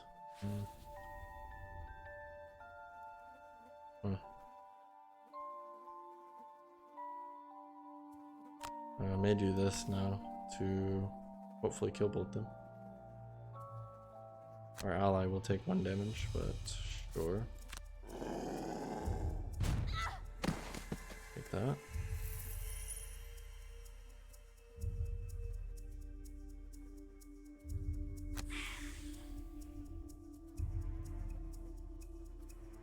I think this needs a potion.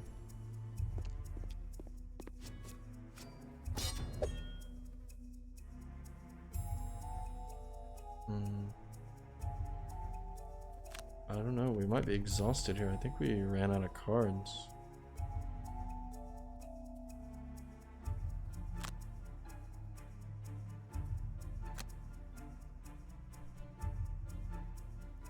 Select an ability card to burn, then gain 2 health. From the discarded one. Yeah. We won't need this. There's only 1 target, so no point in having them attack another target.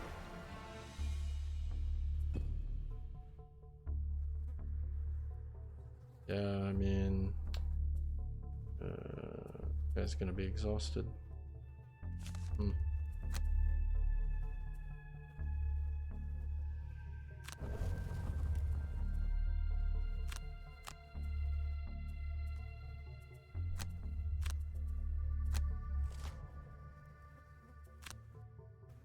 Plague rat. He's finally made it into the fight. Get on him.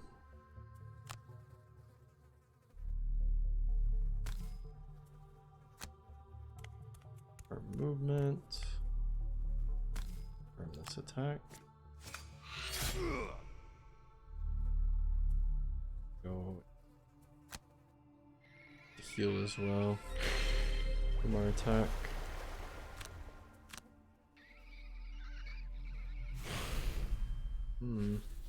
Interesting.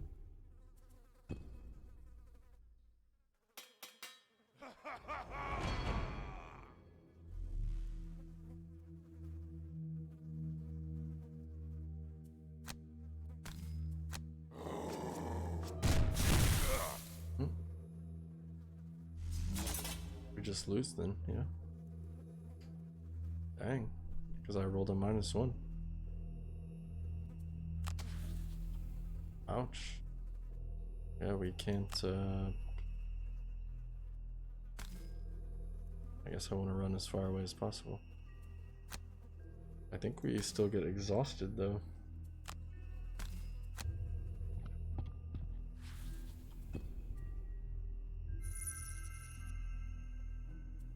How does this work? How are we still in this?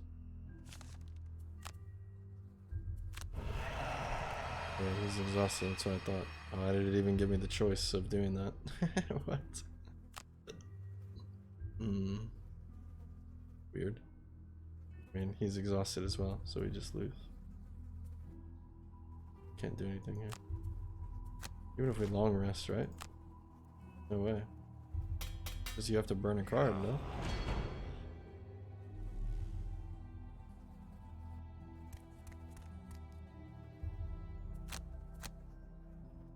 Oh, I have to burn a card?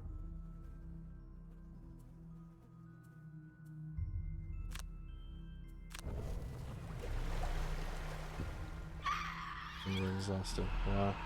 We lost. Yeah, interesting game. Interesting game.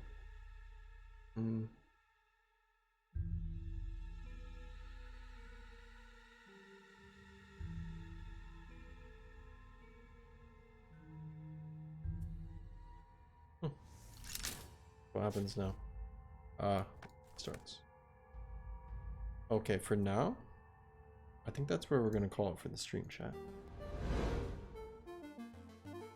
That was a good little